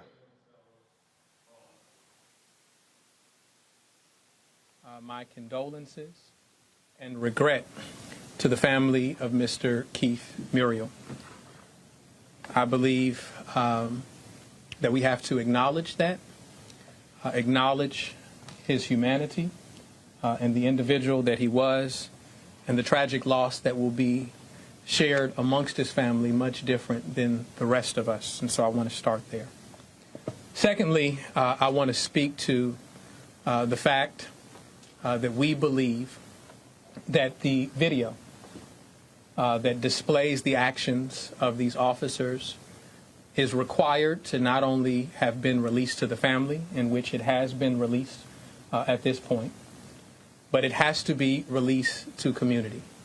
And that has been this administration's position and the Jackson Police Department's position from the very beginning. At the time of the events and the subsequent investigation, the investigation was conducted by the Mississippi Bureau of Investigation. And so we chose not to release the video at that time because we did not want to compromise the ongoing investigation. But consistent with the position that we believe that this needed to be released, we not only stated publicly, but we also wrote correspondence to the Mississippi Bureau of Investigation acknowledging that we believe that this needed to be released. Now that we have been informed that the investigation has concluded and that charges have been brought, we intend to release this video. One, we already have to the family, but we intend to release it to the media. I want to be clear on what we believe we have viewed in this video. And it is voluminous. It is from the perspective of various officers' body cams and also other camera footage in the area. We believe that we have seen actions which are excessive, disheartening, and tragic. And we believe that that is not representative of the vision of public safety that not only this administration wants to put forward, but that we believe the men and women within the Jackson Police Department want to put forward. We want to build a vision of public safety which is based in community love and also based on trust within our community. And these actions do not appear to be consistent with that vision. And so we wanted to make it clear while we were releasing this video and that we are on the side of justice and want to see justice take place. All right, so these officers were indicted for murder, folks. This here, right here, you see, this is a screenshot. This is the website where they have all the videos, or the videos have been released. And this got, again, an absolute heinous story. Again, folks probably are shocked that a Mississippi grand jury actually indicted 3 cops for murder. Yeah, it's got to be bad, without a doubt. I get these cases confused with so many killings of black men by the police. But in Mississippi, getting an indictment on and firing these officers is the appropriate and right thing to do. The question is, when they pick the jury, will they pick a jury that has the consciousness to vote to convict? And will the state's case be tight enough and right enough in order to obtain that conviction? One of many cases, and I think that, whether it's the George Floyd case or any other cases coming out of Minnesota, there's a blueprint for prosecuting these police officers now. I hope the Mississippi prosecutors go by it. Here's what's so crazy here, Rebecca. The now retired police chief, first of all, said that this man had been tased more than 80 times and was forcefully kneed in the back. The James Davis, who was the police chief, initially said that he had a medical emergency and died on the scene. It was the mayor who forcefully came out against that. And that police chief retired a few days before all of this came out. And so it goes to show you what happens when you have these police chiefs who also protect these officers. And in the case here, a black police chief. Go ahead. I guess it really was a medical emergency. It was a medical emergency of police killing someone. That would constitute a medical emergency when you have a killing by the state. Right. This goes back to the whole idea about anti-blackness. You can be black in this country and you could still be a perpetrator and you could push systemic white oppression, even in your black skin. And so it's one of the things, like being an anti-racist isn't just for white people, but it's for black people too, because we've internalized so much crap and so much anti-blackness, then sometimes when we get in positions of power, we then become the gatekeeper, or we then become the aggressor or the perpetrator against other black folks. So once again, this is sad. I also wonder, this is Mississippi, this is Jackson. Is it going to be the current court system that this case is going to go through, or is this going to be the newly white segregated court system that the state ledge just passed into law? This police chief said that his retiring, Cleo, was 5 years overdue. He retired on Friday. Guess when he get indicted? Around the same time. Then the video gets released. Looks like he didn't want to be around to catch that heat. Well, I think that Chokwe Lumumba is the mayor, Jr., is a mayor of Jackson, kind of crystallized the point you always raised, Roland, about the importance of voting. To have somebody like that in charge is helpful, just like it was a good idea to have Marilyn Mosby in charge when she was in charge in Baltimore. These are advocates for black people. But yes, as the sister just mentioned, internalized oppression among black people is, in my opinion, getting worse and worse because we still focus on the redundancy of racism, the redundancy of police brutality, which we should challenge, But we focus on that and neglect the trauma and the intergenerational harm and injury that's been done to Black behavior and self-concept. Dealing with Black behavior and self-concept is even relevant to the issues that you raised earlier about supporting this news channel, this Black-focused place here for us to get the news. We got to work on that, Roland. We got to focus on looking at internalized oppression and how it manifests, because from my perspective, it's at least as bad as a problem of white supremacy. And we keep on ignoring it in terms of critical focus on it toward coming up with solutions, because people keep become the first Black this, the first Black Supreme Court, the first Black Vice President, the first Black this, and that, and the other. But often it doesn't trickle down into a Black protected paradigm shift that stops the conveyor belt of Black destruction and injury in this society. So we gotta go to that other level. And this guy quit because I think he came out of his trance for a few moments and realized, oh damn, I'm in trouble, and I'm Black too. This is humiliating. I'm getting out of Dodge. Well, we have to work on creating Black children that become Black adults who have a natural impulse to care about Black people who get in these positions. Got it. Right now, people get in these positions sometimes, including these corporate people that you mentioned earlier, is because they're white enough for the job. Folks, hold tight 1 second. When we come back, we'll remember two musicians. One of them, Bill Lee, the father of Spike Lee. He passed away today at the age of 94. And the great Tina Turner. She passed away in Switzerland at the age of 83. We will memorialize both of them next. Roland Martin Unfiltered on the Black Star Network. Next, right here on The Frequency, the woman they call the Gifted Eye, hip-hop celebrity photographer Coy Soldier. She's the master storyteller that captured the history of hip-hop through the lens of her camera. Tupac comes out, the next thing you know, you didn't know who they were at first. You just seen all these dudes just come rushing the stage. Then you realize Biggie gets a bottle of champagne, he pops it open, sprays it on the crowd, he drinks the bottle. Coy Soldier, the hip-hop celebrity photographer, joining me right here on the next episode of The Frequency on the Black Star Network.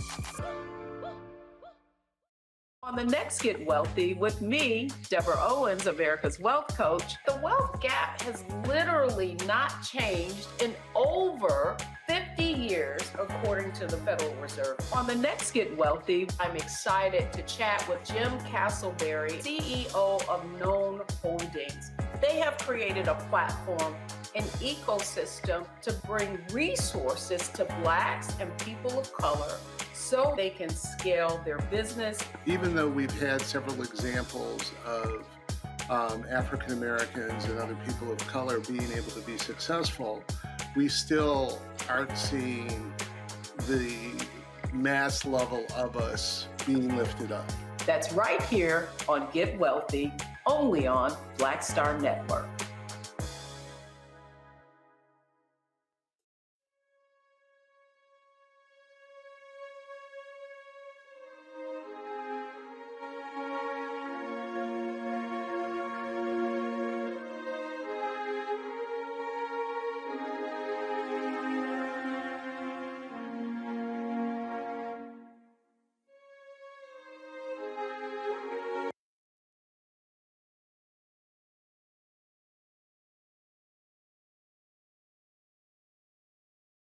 Doing?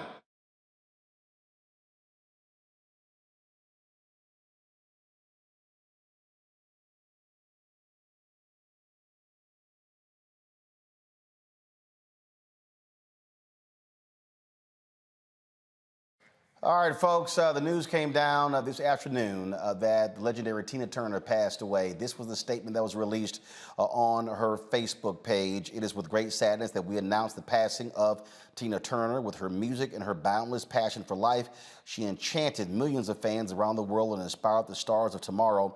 Today, we say goodbye to a dear friend who leaves us all her greatest work, her music. All our heartfelt compassion goes out to her family.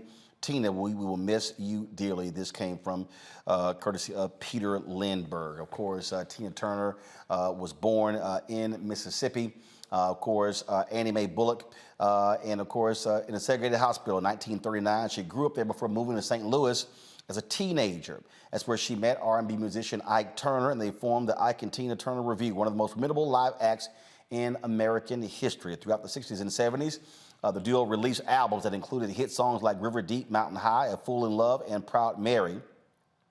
As a solo artist, Tina Turner enjoyed a career resurgence in the 1980s with hit songs like What's Love Got to Do With It, which won her Record of the Year in Best Pop Vocal Performance at the Grammys. It sold 5 million copies. She also has had an illustrious movie career with films like Last Action Hero, The Mayor, and Mad Max Beyond Thunderdome. She also, of course, wrote for the film. Her book, first of all, was the basis of the movie What's Love Got to Do With It, that earned Angela Bassett an Oscar nomination as well. Joining us right now from Houston is award-winning drummer Cora Coleman.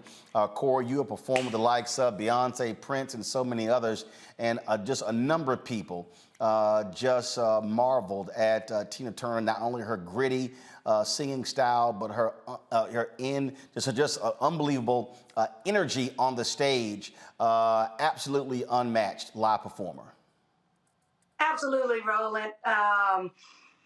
Thank you for having me on the show, and thank you for allowing me a few moments just to share my heart. It's definitely, mourning and honoring her legacy and the power that she has been as an essence and an icon for our community and just for the world. It's interesting because it's this month, 10 years ago, when she was at the Mrs. Carter. I was playing with Beyonce on the Mrs. Carter tour, and she came to the show. So it's like this month makes 10 years, and it's real apropos and sort of full circle to be celebrating her life and her legacy and the impact that she's had on all of our hearts. And not just musically and coming from church into rock into, her spiritual expression, but just as a businesswoman, as a creative, her presence has been bar none, She, of course, endured a lot and had to deal with the reality of domestic violence. But leaving that and really having a second act was also tremendous. And again, when she came out with that, with that solo album, again, selling 5 million copies, I mean, she took the world by storm and embarking on a 177-city tour and really became an international icon.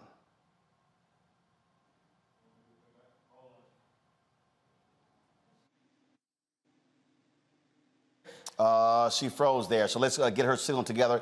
This is what President Barack Obama had to say. Tina Turner was raw, she was powerful, she was unstoppable, and she was unapologetically herself, speaking and singing her truth through joy and pain, triumph and tragedy. Today we join fans around the world in honoring the queen of rock and roll and a star whose light will never fade. All right, do we have Cora back? Yeah. All right, Yeah. Cora, go right ahead. Mm-hmm. All right, so we have you. Okay. So before we were there, we lost you. I was talking about what she endured, dropping that album, selling 5 million copies, going this 177-city world tour, and really that's when she became a world icon with if you could say Tina Turner 2.0. Yeah, Absolutely. I think if I could encapsulate Tina Turner in one word, it would be resilience. As a woman in the industry, it is, more than challenging to be able to have your footing and then to have what people would say would be the end of your career, only to repurpose yourself and redefine yourself and then impact the world on the level that she did is just, it's unheard of. So resilience is that. That is her essence. That is what we know her to be, and to recover from, the abuse that she did and to repackage herself and to find that spiritual center, and on the level that she did, it's incredible. It's incredible. Interesting. You talk about, what she had to say in terms of being a woman in the industry. This is her talking to Canadian television, where she was talking about respect in the music industry. I would say endurance, enduring all that I had to endure until I got here, meaning the double shows a night, and then in the working, the road that I had to take by not having a record, meaning there's nothing wrong with working in Las Vegas if you enjoy it, but if you want to be someplace else, that means that you enjoy it less. So it was like working the Fairmont hotels, doing mostly all the conventions. That was wonderful and fun and gratifying, But then when it no longer became fun and I wanted to get back into this, then the impatient part sort of. Who believed in you along the way? Me. All me. My family's very small, and I don't really discuss my desires with my family in that sense. That's all very private, you know. A few very close friends that I would talk about. Yeah, it's not, they knew I wanted to be an actress, but that's like, sure, and I want to be a singer. I mean, everybody has all these things that they want to be. It's like, sure, maybe you'll get there. But it wasn't that person there that's going, do it, you'll get it, don't worry, you know. But then when I changed management and I sat down and talked to Roger Davies, he believed in me, or else he would not have taken the time. Mm-hmm. He finally came to see the show and saw that the potential was there and that there needed to be some changes. And I believed that he could do it. It was is incredible to make the realization now as we really talk about it. There was an exchange there, knowing that this young boy could do it. And he knew you could do it. And he knew I could do it. And we both wanted the same thing. You had been ostracized. That right there, she said, belief in herself, Cora. At the end of the day, that's what it boils down to. Absolutely. Absolutely. You have to be your biggest cheerleader. You have to be there. It's you when the audience is gone. It's you when you're in the practice room, in the studio, when you're writing, when you're at your lowest point. It's you and your spirit self and the ancestors and your dreams that are in between making it and not. And so I understand what she means when she says, I had to cheer me on. Because there are oftentimes in the industry and in family and the dynamics of friendships, and they're not always there for you, you know, or they don't see what it is that it takes to be you.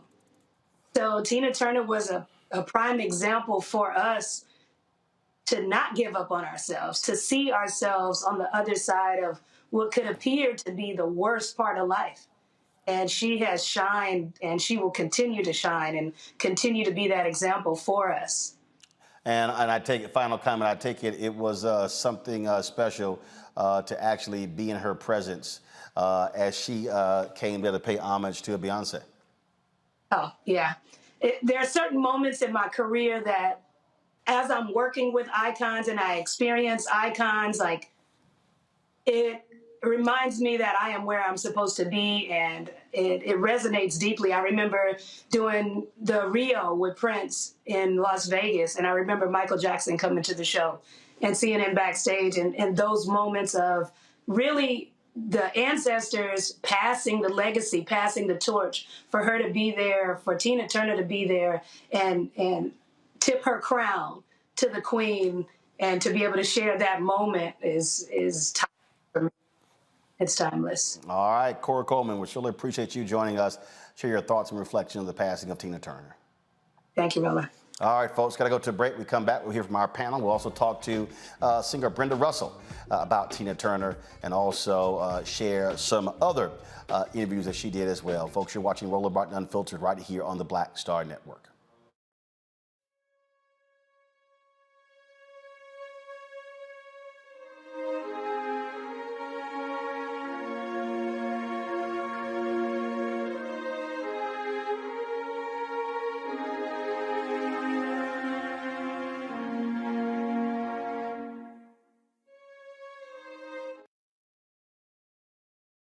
Hatred on the streets, a horrific scene, a white nationalist rally that descended into deadly violence.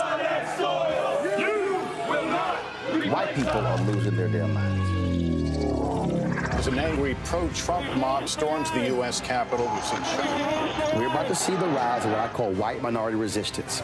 We have seen white folks in this country who simply cannot tolerate black folks voting. I think what we're seeing is the inevitable result of violent denial. This is part of American history. Every time that people of color have made progress, whether real or symbolic, there has been what Carol Anderson at Emory University calls white rage as a backlash. This is the rise of the Proud Boys and the Boogaloo Boys. America, there's going to be more of this. Here's all the Proud Boys, guys. This country is getting increasingly racist in its behaviors and its attitudes because of the fear of white people. The fear that they're taking our jobs, they're taking our resources, they're taking our women. This is white fear.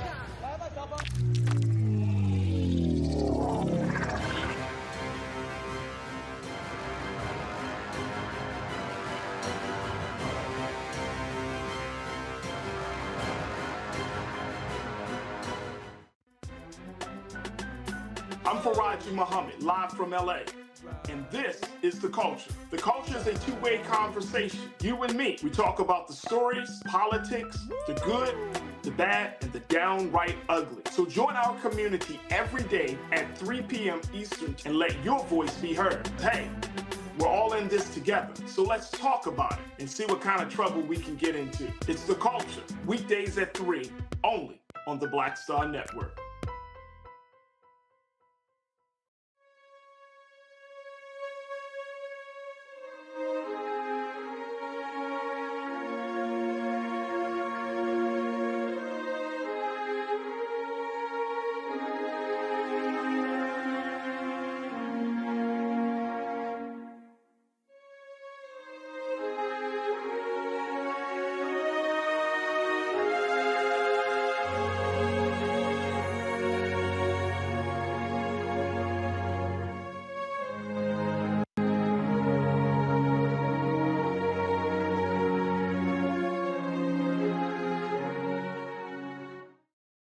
So many entertainers have been reacting to the passing of Tina Turner. One of them, Lionel Richie. He posted this on Instagram. What a life, what a show, what a talent. Your resilience was a lesson for us all. I will miss you, my dear friend. Thanks for the memories. There were 4 photos that he posted on social media of him actually on stage with Tina Turner. That's one of them right there. And of course, like I said, they took the stage together as well. Angela Bassett, of course, who was nominated for the Oscar for portraying Tina Turner. She also spoke about it. She says, how do we say farewell to a woman who owned her pain and trauma and used it as a means to help change the world? Through her courage in telling her story, her commitment to stay the course in her life, no matter the sacrifice, and her determination to carve out a space in rock and roll for herself and for others who look like her, Tina Turner showed others who lived in fear what a beautiful future filled with love, compassion, and freedom should look like. Her final words to me, for me, were, "You never mimicked me. Instead, you reached deep into your soul, found your inner Tina, and showed her to the world." I shall hold these words close to my heart for the rest of my days. I'm honored to have known Tina Turner. I'm humbled to have helped show her to the world. So on today, while we mourn the loss of this iconic voice and presence, she gave us more than we could have ever asked. She gave us her whole self. And Tina Turner is a gift that will always be simply the best. Angels sing thee to thy rest, Queen. You know, Rebecca, when we think about Tina Turner, that was a documentary that was done on her. And she remarked about, again, how often folks brought up the violence that she had to endure from Ike Turner. And it was hard watching it because she said, no matter how many times I try to leave that, I get pulled back into it, and that is going to be with me for the rest of my life.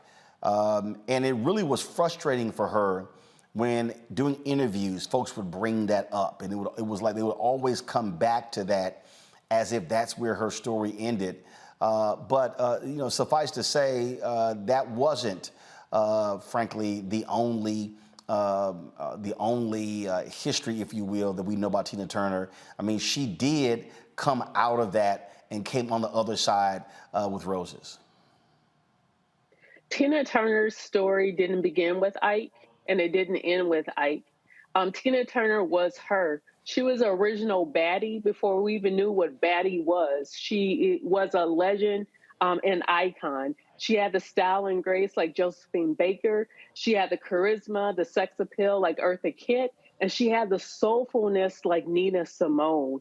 Tina Turner was the complete package as a performer, as a musician, as a singer. And to even see this generation that was so impacted in entertainment, like Beyonce, by Tina Turner. She was in a class by herself, and her name can be written without Ike. Her career doesn't even have to be qualified by that experience and that time with Ike. She's a woman who could stand on her own. You know, Scott, what's interesting about, again, you know, when she came on the scene with Ike Turner, they were doing covers. They were on the R&B charts. But while they were doing, she was really doing rock, and to be a black woman doing rock and roll was also totally different. And she was inducted, of course, into the Rock and Roll Hall of Fame in 1991. So she wasn't a soul singer. She was a rock and roll singer. Yeah, absolutely. And she was fearless about it. That was her music space. And I'm looking at the pictures with her and Ike, how painful and difficult it had to be for her to do promotional items and for her to do album covers with him, knowing that she was a fighter in domestic abuse and what she did to overcome it. But, you know, the one thing I think about when I think about Tina Turner isn't Ike Turner. I think about the fact that she just stopped touring in 2007. She was in her mid-60s. And not only was she beautiful, bright, and talented, but she didn't look like she was in her 60s and 50s. I mean, she was wearing short dresses. Obviously, her legs were famous, but she was a sex symbol. Despite it all, and having overcome all that she did, she was a sex symbol, man, in her 50s and 60s. Look at the video that you're showing right now. That is a beautiful woman, a total woman, one of confidence, one of entertainment prowess. And I think we fell in love, not just because she was a sex symbol, but she was a survivor and succeeded. I think my colleague is right when she says, when you write the story of Tina Turner, Ike Turner's not in that story, right? He's way back and gone in a bad memory, and we leave that there. And so I'll keep fond memories of Tina Turner, but she was just really, really awesome. Whether you were a young man or an older man, you knew this was a beautiful woman who was super talented. One of the things that, in reading that quote there from Angela Bassett, Cleo, she talked about her overcoming that pain. And that was a hard road for her to travel. And a lot of people, especially a lot of women, got a tremendous amount of courage out of seeing Tina Turner overcome that painful history. Some of you guys may or may not know that once upon a time I was a bass player, and I was in the business for a while. Matter of fact, I heard that you came ready to talk to Brenda Russell, who I used to know a while back. I'm sure she'll remember me. However, I just want to mention that when I first heard What's Love Got to Do with It, it was when I discovered how talented Tina was. I knew she was a singer. I knew she had a very wild image, and I knew she had a very raspy voice, but I didn't realize her musicality until things slowed down and she beautifully sung that song, What's Love Got to Do with It. That's the song that introduced me to the talent that was Tina. And she did become iconic, and we will miss her. But it's interesting that people have said that she started before Ike and she will go on after Ike. But she is the one who said that every time she gets in the conversation with people, they bring up Ike because people see Ike and her as people who have been, in terms of music, inseparable. And I'll close with this potentially controversial comment. We don't really know the true story of Ike and Tina Turner. We know the Hollywood story of Ike and Tina Turner. For example, the rape scene that occurred in What's Love Got to Do with It was fictitious. It never happened.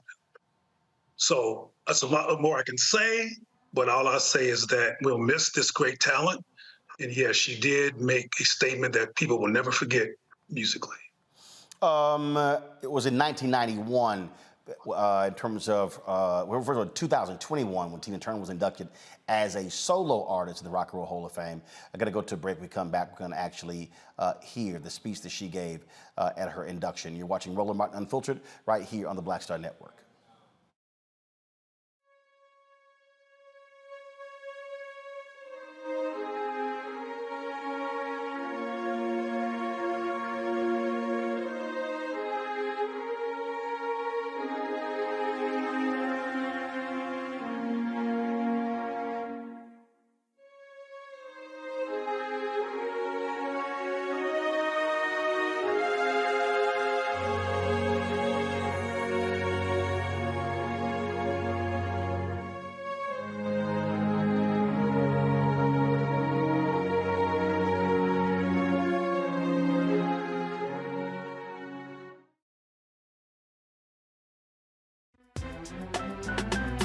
I'm Faraji Muhammad, live from LA. And this is The Culture. The Culture is a two-way conversation. You and me. We talk about the stories, politics, the good, the bad, and the downright ugly. So join our community every day at 3 p.m. Eastern and let your voice be heard. Hey, we're all in this together. So let's talk about it and see what kind of trouble we can get into. It's The Culture, weekdays at 3, only on the Black Star Network. When you talk about blackness and what happens in black culture, we're about covering these things that matter to us, speaking to our issues and concerns. This is a genuine people-powered movement. There's a lot of stuff that we're not getting. You get it, and you spread the word. We wish to plead our own cause. Too long have others spoken for us. We cannot tell our own story if we can't pay for it. This is about covering us. Invest in black-owned media. Your dollars matter. We don't have to keep asking them to cover our stuff. So please support us in what we do, folks.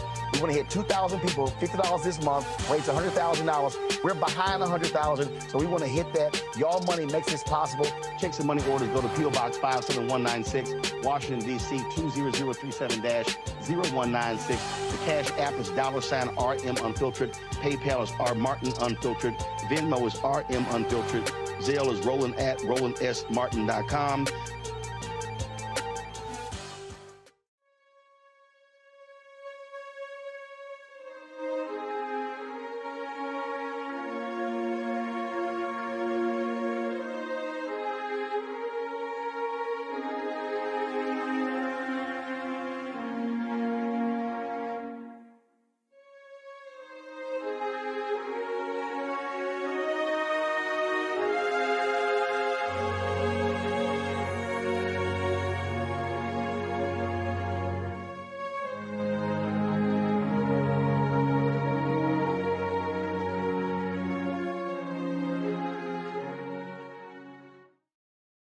Oprah Winfrey Network put this tweet out here. She lived a full life without regret and leaves behind a beautiful legacy. Thank you for everything, Tina Turner. You are simply the best. And here is some of the conversation between those two. Role model for me, but you are a role model for the world. Because I remember when I was interviewing in 2008, you and Cher in Las Vegas. Yes. And we started talking about aging. And you were so profoundly eloquent. How do you feel, though, about getting older? I have to say that I welcome it with open arms because my senior life is so much better than when I was young. I am the wisdom, the way I think, my attitude towards things. There is a change when you're still healthy and you still look good. Yeah. So your whole outlook changes on everything, and you're really happy. You don't mind being 68. The number doesn't mean a thing. It just doesn't. It doesn't mean a thing. You have no regretting of it? Not of death, of any of that. No. All of that is, I've done it. You say loudly and proudly that you're 73? Yes. But I am at a stage where, Oprah, you can get emotional when you start to talk about that, to be able to get to this stage and say, even when it's time to leave and go to another planet. Yeah. Excited about that because I'm curious. Yeah. I want to know what is it about? Nobody can tell you. Yeah. Because nobody has come back to. So I'm not excited about to die, but I don't regret it when it's time for me. I've done what I came here to do. Yeah. Now it's pleasure. I've got great friends. I have a great man in my life. Now I have a great husband, and I'm happy. Yeah. You're obviously a role model for me. Folks, that was, again, the tweet posted by the Oprah Winfrey Network. Joining us right now is singer-songwriter Brenda Russell. Brenda, glad to have you here on Roland Martin Unfiltered. Just your thoughts and reflections about the passing of the legendary Tina Turner. Well, I was a huge fan of Tina's. And I remember the first time I met her, I used to live in Toronto, Ontario. And she came and played in Toronto, and I went to see her. And she was looking for a singer for her group. I was about 17, right? And when I went into the dressing room, she took my arm, like Gransel and Hedel, Gransel and what are they called? Hansel and Gretel. And you know how she squeezed her under that. See how plump they were. That's how she was doing to me on my arm. Like she was actually feeling for muscles because she works out quite well with the singers and dancers. So she was feeling my arm, and I thought, is she going to eat me? What's happening here? But that was my first encounter with Tina. And then my next encounter, she was recording one of my songs that I co-wrote with Mark Carley and Kai Fleming. And that was tremendous because we were insane fans. And the song was called Dancing in My Dreams. And she recorded it on her Wildest Dreams album. Talked about her being fit, and again, that look, those legs, those arms, those shoulders, absolutely legendary. All that dancing she did on stage, she didn't need to work out. That was a workout within itself. That's what I'm talking about. You had to be ready for Tina, honey, because she was not playing. When she would come out over, remember when she was, I forgot what they call it, the little thing that they flew her out over the audience's heads. She's like, 30 feet above our heads with high heels and this little basket thing whirling around and singing in her 70s. I'm like, this woman was inspiring to a lot of women because she showed us how to fight for yourself, how to push for yourself to get what you needed and wanted. And I love that about her. Also, her singing style. I mean, again, she was. I mean, that gritty voice. Born in Tennessee. Been on the road. I mean, she was a live performer, and so her voice wasn't one like a lot of studio artists. I mean, that voice was honed on the road. And when you hear Tina Turner, you know it's her. You're not mistaking her for anybody else. I know. So in love with her. So proud of her recording her song. Well, she certainly, definitely qualifies as a legend or an icon. One of my panelists here says you might know him, Cleo Monago. He said he played, what did you say, Cleo? You played bass? What'd you say?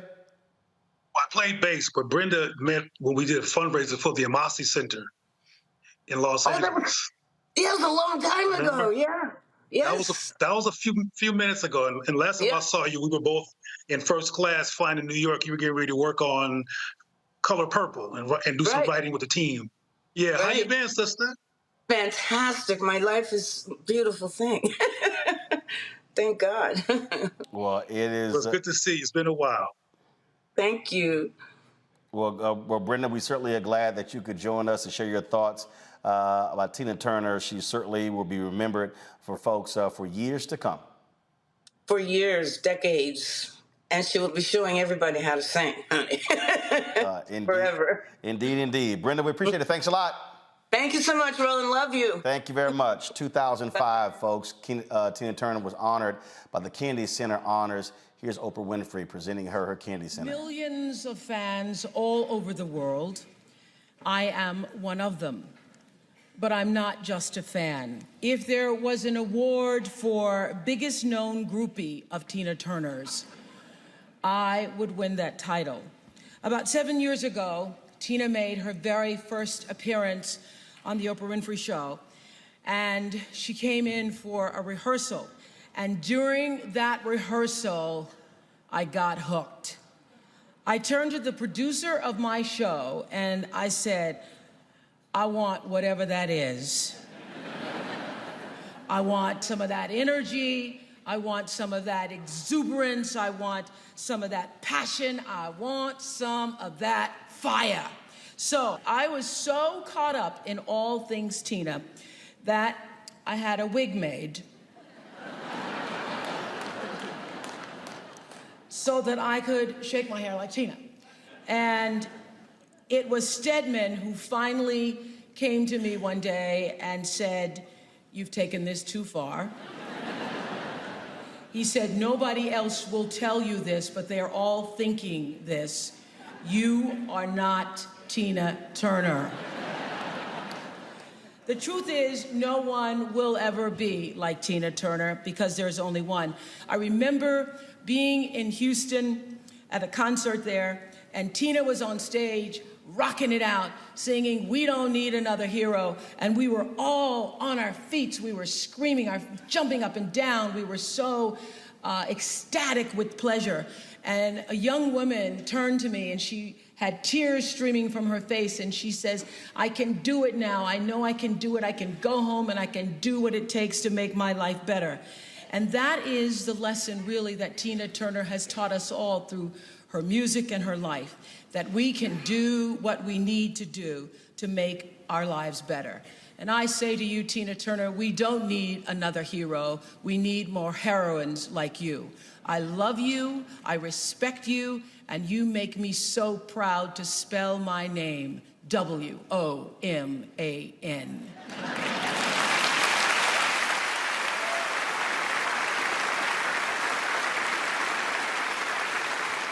2021, Tina Turner was inducted to the Rock and Roll Hall of Fame as an individual. In 1991, it was Ike and Tina Turner. And here was her acceptance speech. She sent a video. Hi, everybody. It was really special when I heard that the Hall of Fame was giving me a trophy. If they're still giving me awards at 81, I must have done something right. Yeah, this is mine. Only I don't curve you now. I'm very happy to have this and to have achieved this Rock and Roll Hall of Fame. It's great. Thank you. That right there shows you exactly that, again, all these years later, is still adored by so many different people. Final thoughts, Cleo and Rebecca. Cleo, you first. Well, my final thoughts are relevant to a previous comment about how white supremacy impacts our lives. And I just want to close by saying white supremacy still exists as a problem because it pivots. When COVID came, they talked about what happened to George Floyd because it was time to pivot and act like they really cared. Then they pivoted, went back to their same states of mind after COVID was over. So we need to be pivoting as Black people and start working toward developing our critical thinking capacity, boycotting where we're not being respected, and make sure that who's not supporting you, for example, do not get our dollars, because we have to be proactive and pivot like the people that oppress us pivot so we can also gain power. Rebecca? My final thoughts on Tina Turner is that she showed resilience. She was the epitome of style, grace, and class. And she also showed dignity in aging and the ability to be a woman of a certain age and still be a sex symbol. I think that's very important. And I think it's very empowering for women to know that as we age, we could still be sexy, we could still be fine, we could still be classy, we could still be all of those things. And that's something that I like to see. All right, folks, thanks so much. I appreciate it. Scott had to go as well, so I appreciate it. Cleo, Rebecca, and Scott, thanks a lot. Going to a break. When we come back, we also remember the father of Spike Lee, bassman Bill Lee, who passed away today at the age of 94. We will give you his memoriam next.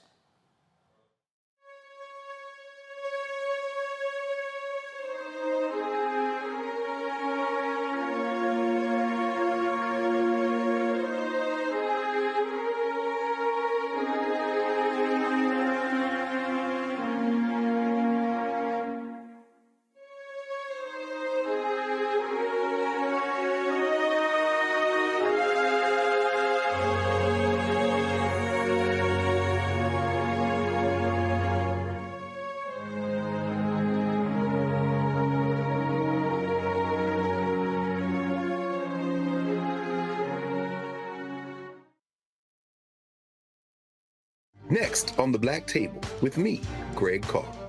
Democracy in the United States is under siege. On this list of bad actors, it's easy to point out the Donald Trumps, the Marjorie Taylor Greens, or even the United States Supreme Court as the primary villains. But as David Pepper, author, scholar, and former politician himself says, there's another factor that trumps them all and resides much closer to many of our homes.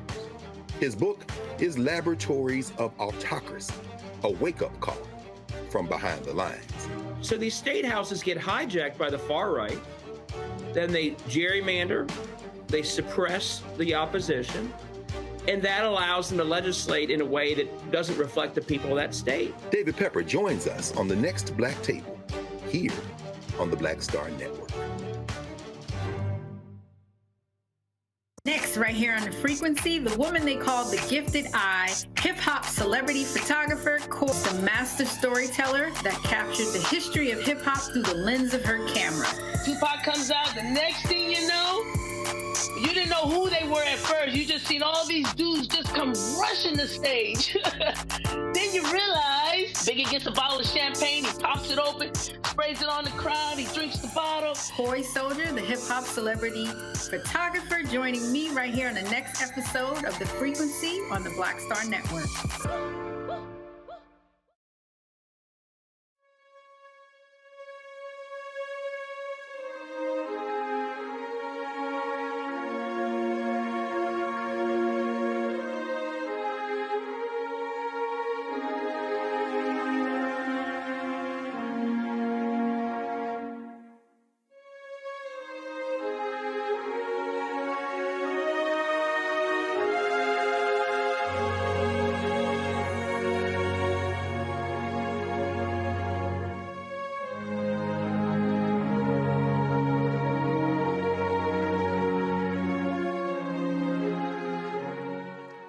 Folks, today, the director Spike Lee posted on social media about the passing of his father, Bill Lee. His father was a well-regarded jazz musician, stand-up bass man. The elder Lee accompanied artists such as Bob Dylan, Simon & Garfunkel, as well as Harry Belafonte. He also scored 4 of Spike's early films, including the hit Do the Right Thing, as well as 2 songs on Jungle Fever. Bill Lee, he passed away at his home in Brooklyn. Again, he was 94 years old. And so I text Spike earlier, sent him our condolences. And so certainly sorry to hear about the passing of Bill Lee, Spike's father, the age of 94 years old. Folks, that is it for us here on Roland Martin Unfiltered. We thank all of you for watching. Don't forget, please support us in what we do.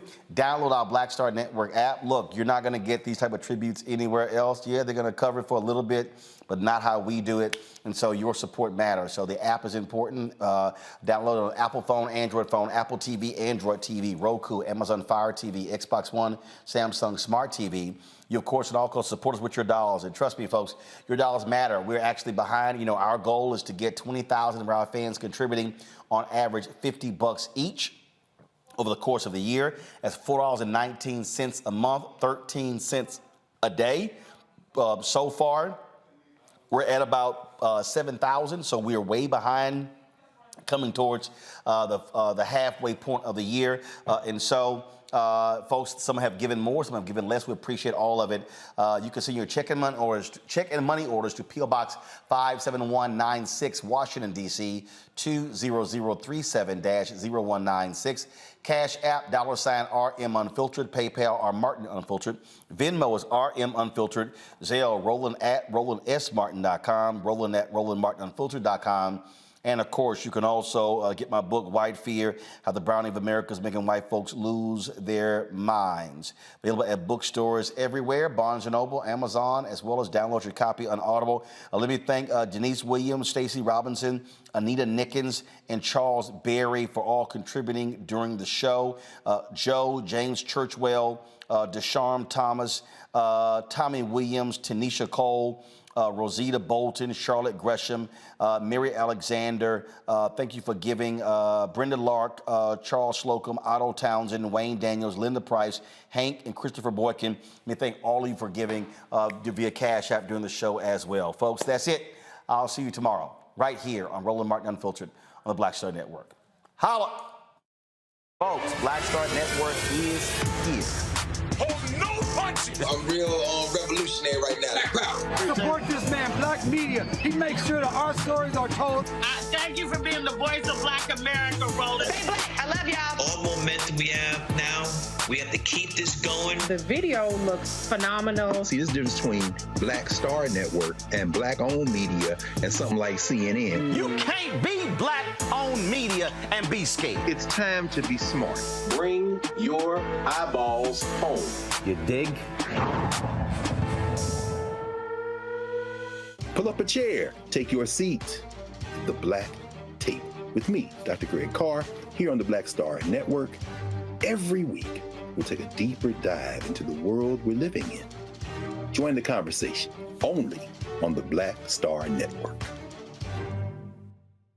Hi, I'm Dr. Jackie Hood Martin, and I have a question for you. Ever feel as if your life is teetering and the weight and pressure of the world is consistently on your shoulders? Well, let me tell you, living a balanced life isn't easy. Join me each Tuesday on Black Star Network for a Balanced Life with Dr. Jackie. We're all impacted by the culture, whether we know it or not. From politics to music and entertainment, it's a huge part of our lives, and we're going to talk about it every day right here on The Culture with me, Faraji Muhammad, only on the Black Star Network. I'm Deborah Owens, America's Wealth Coach, and my new show, Get Wealthy, focuses on the things that your financial advisor and bank isn't telling you, but you absolutely need to know. So watch Get Wealthy on the Black Star Network.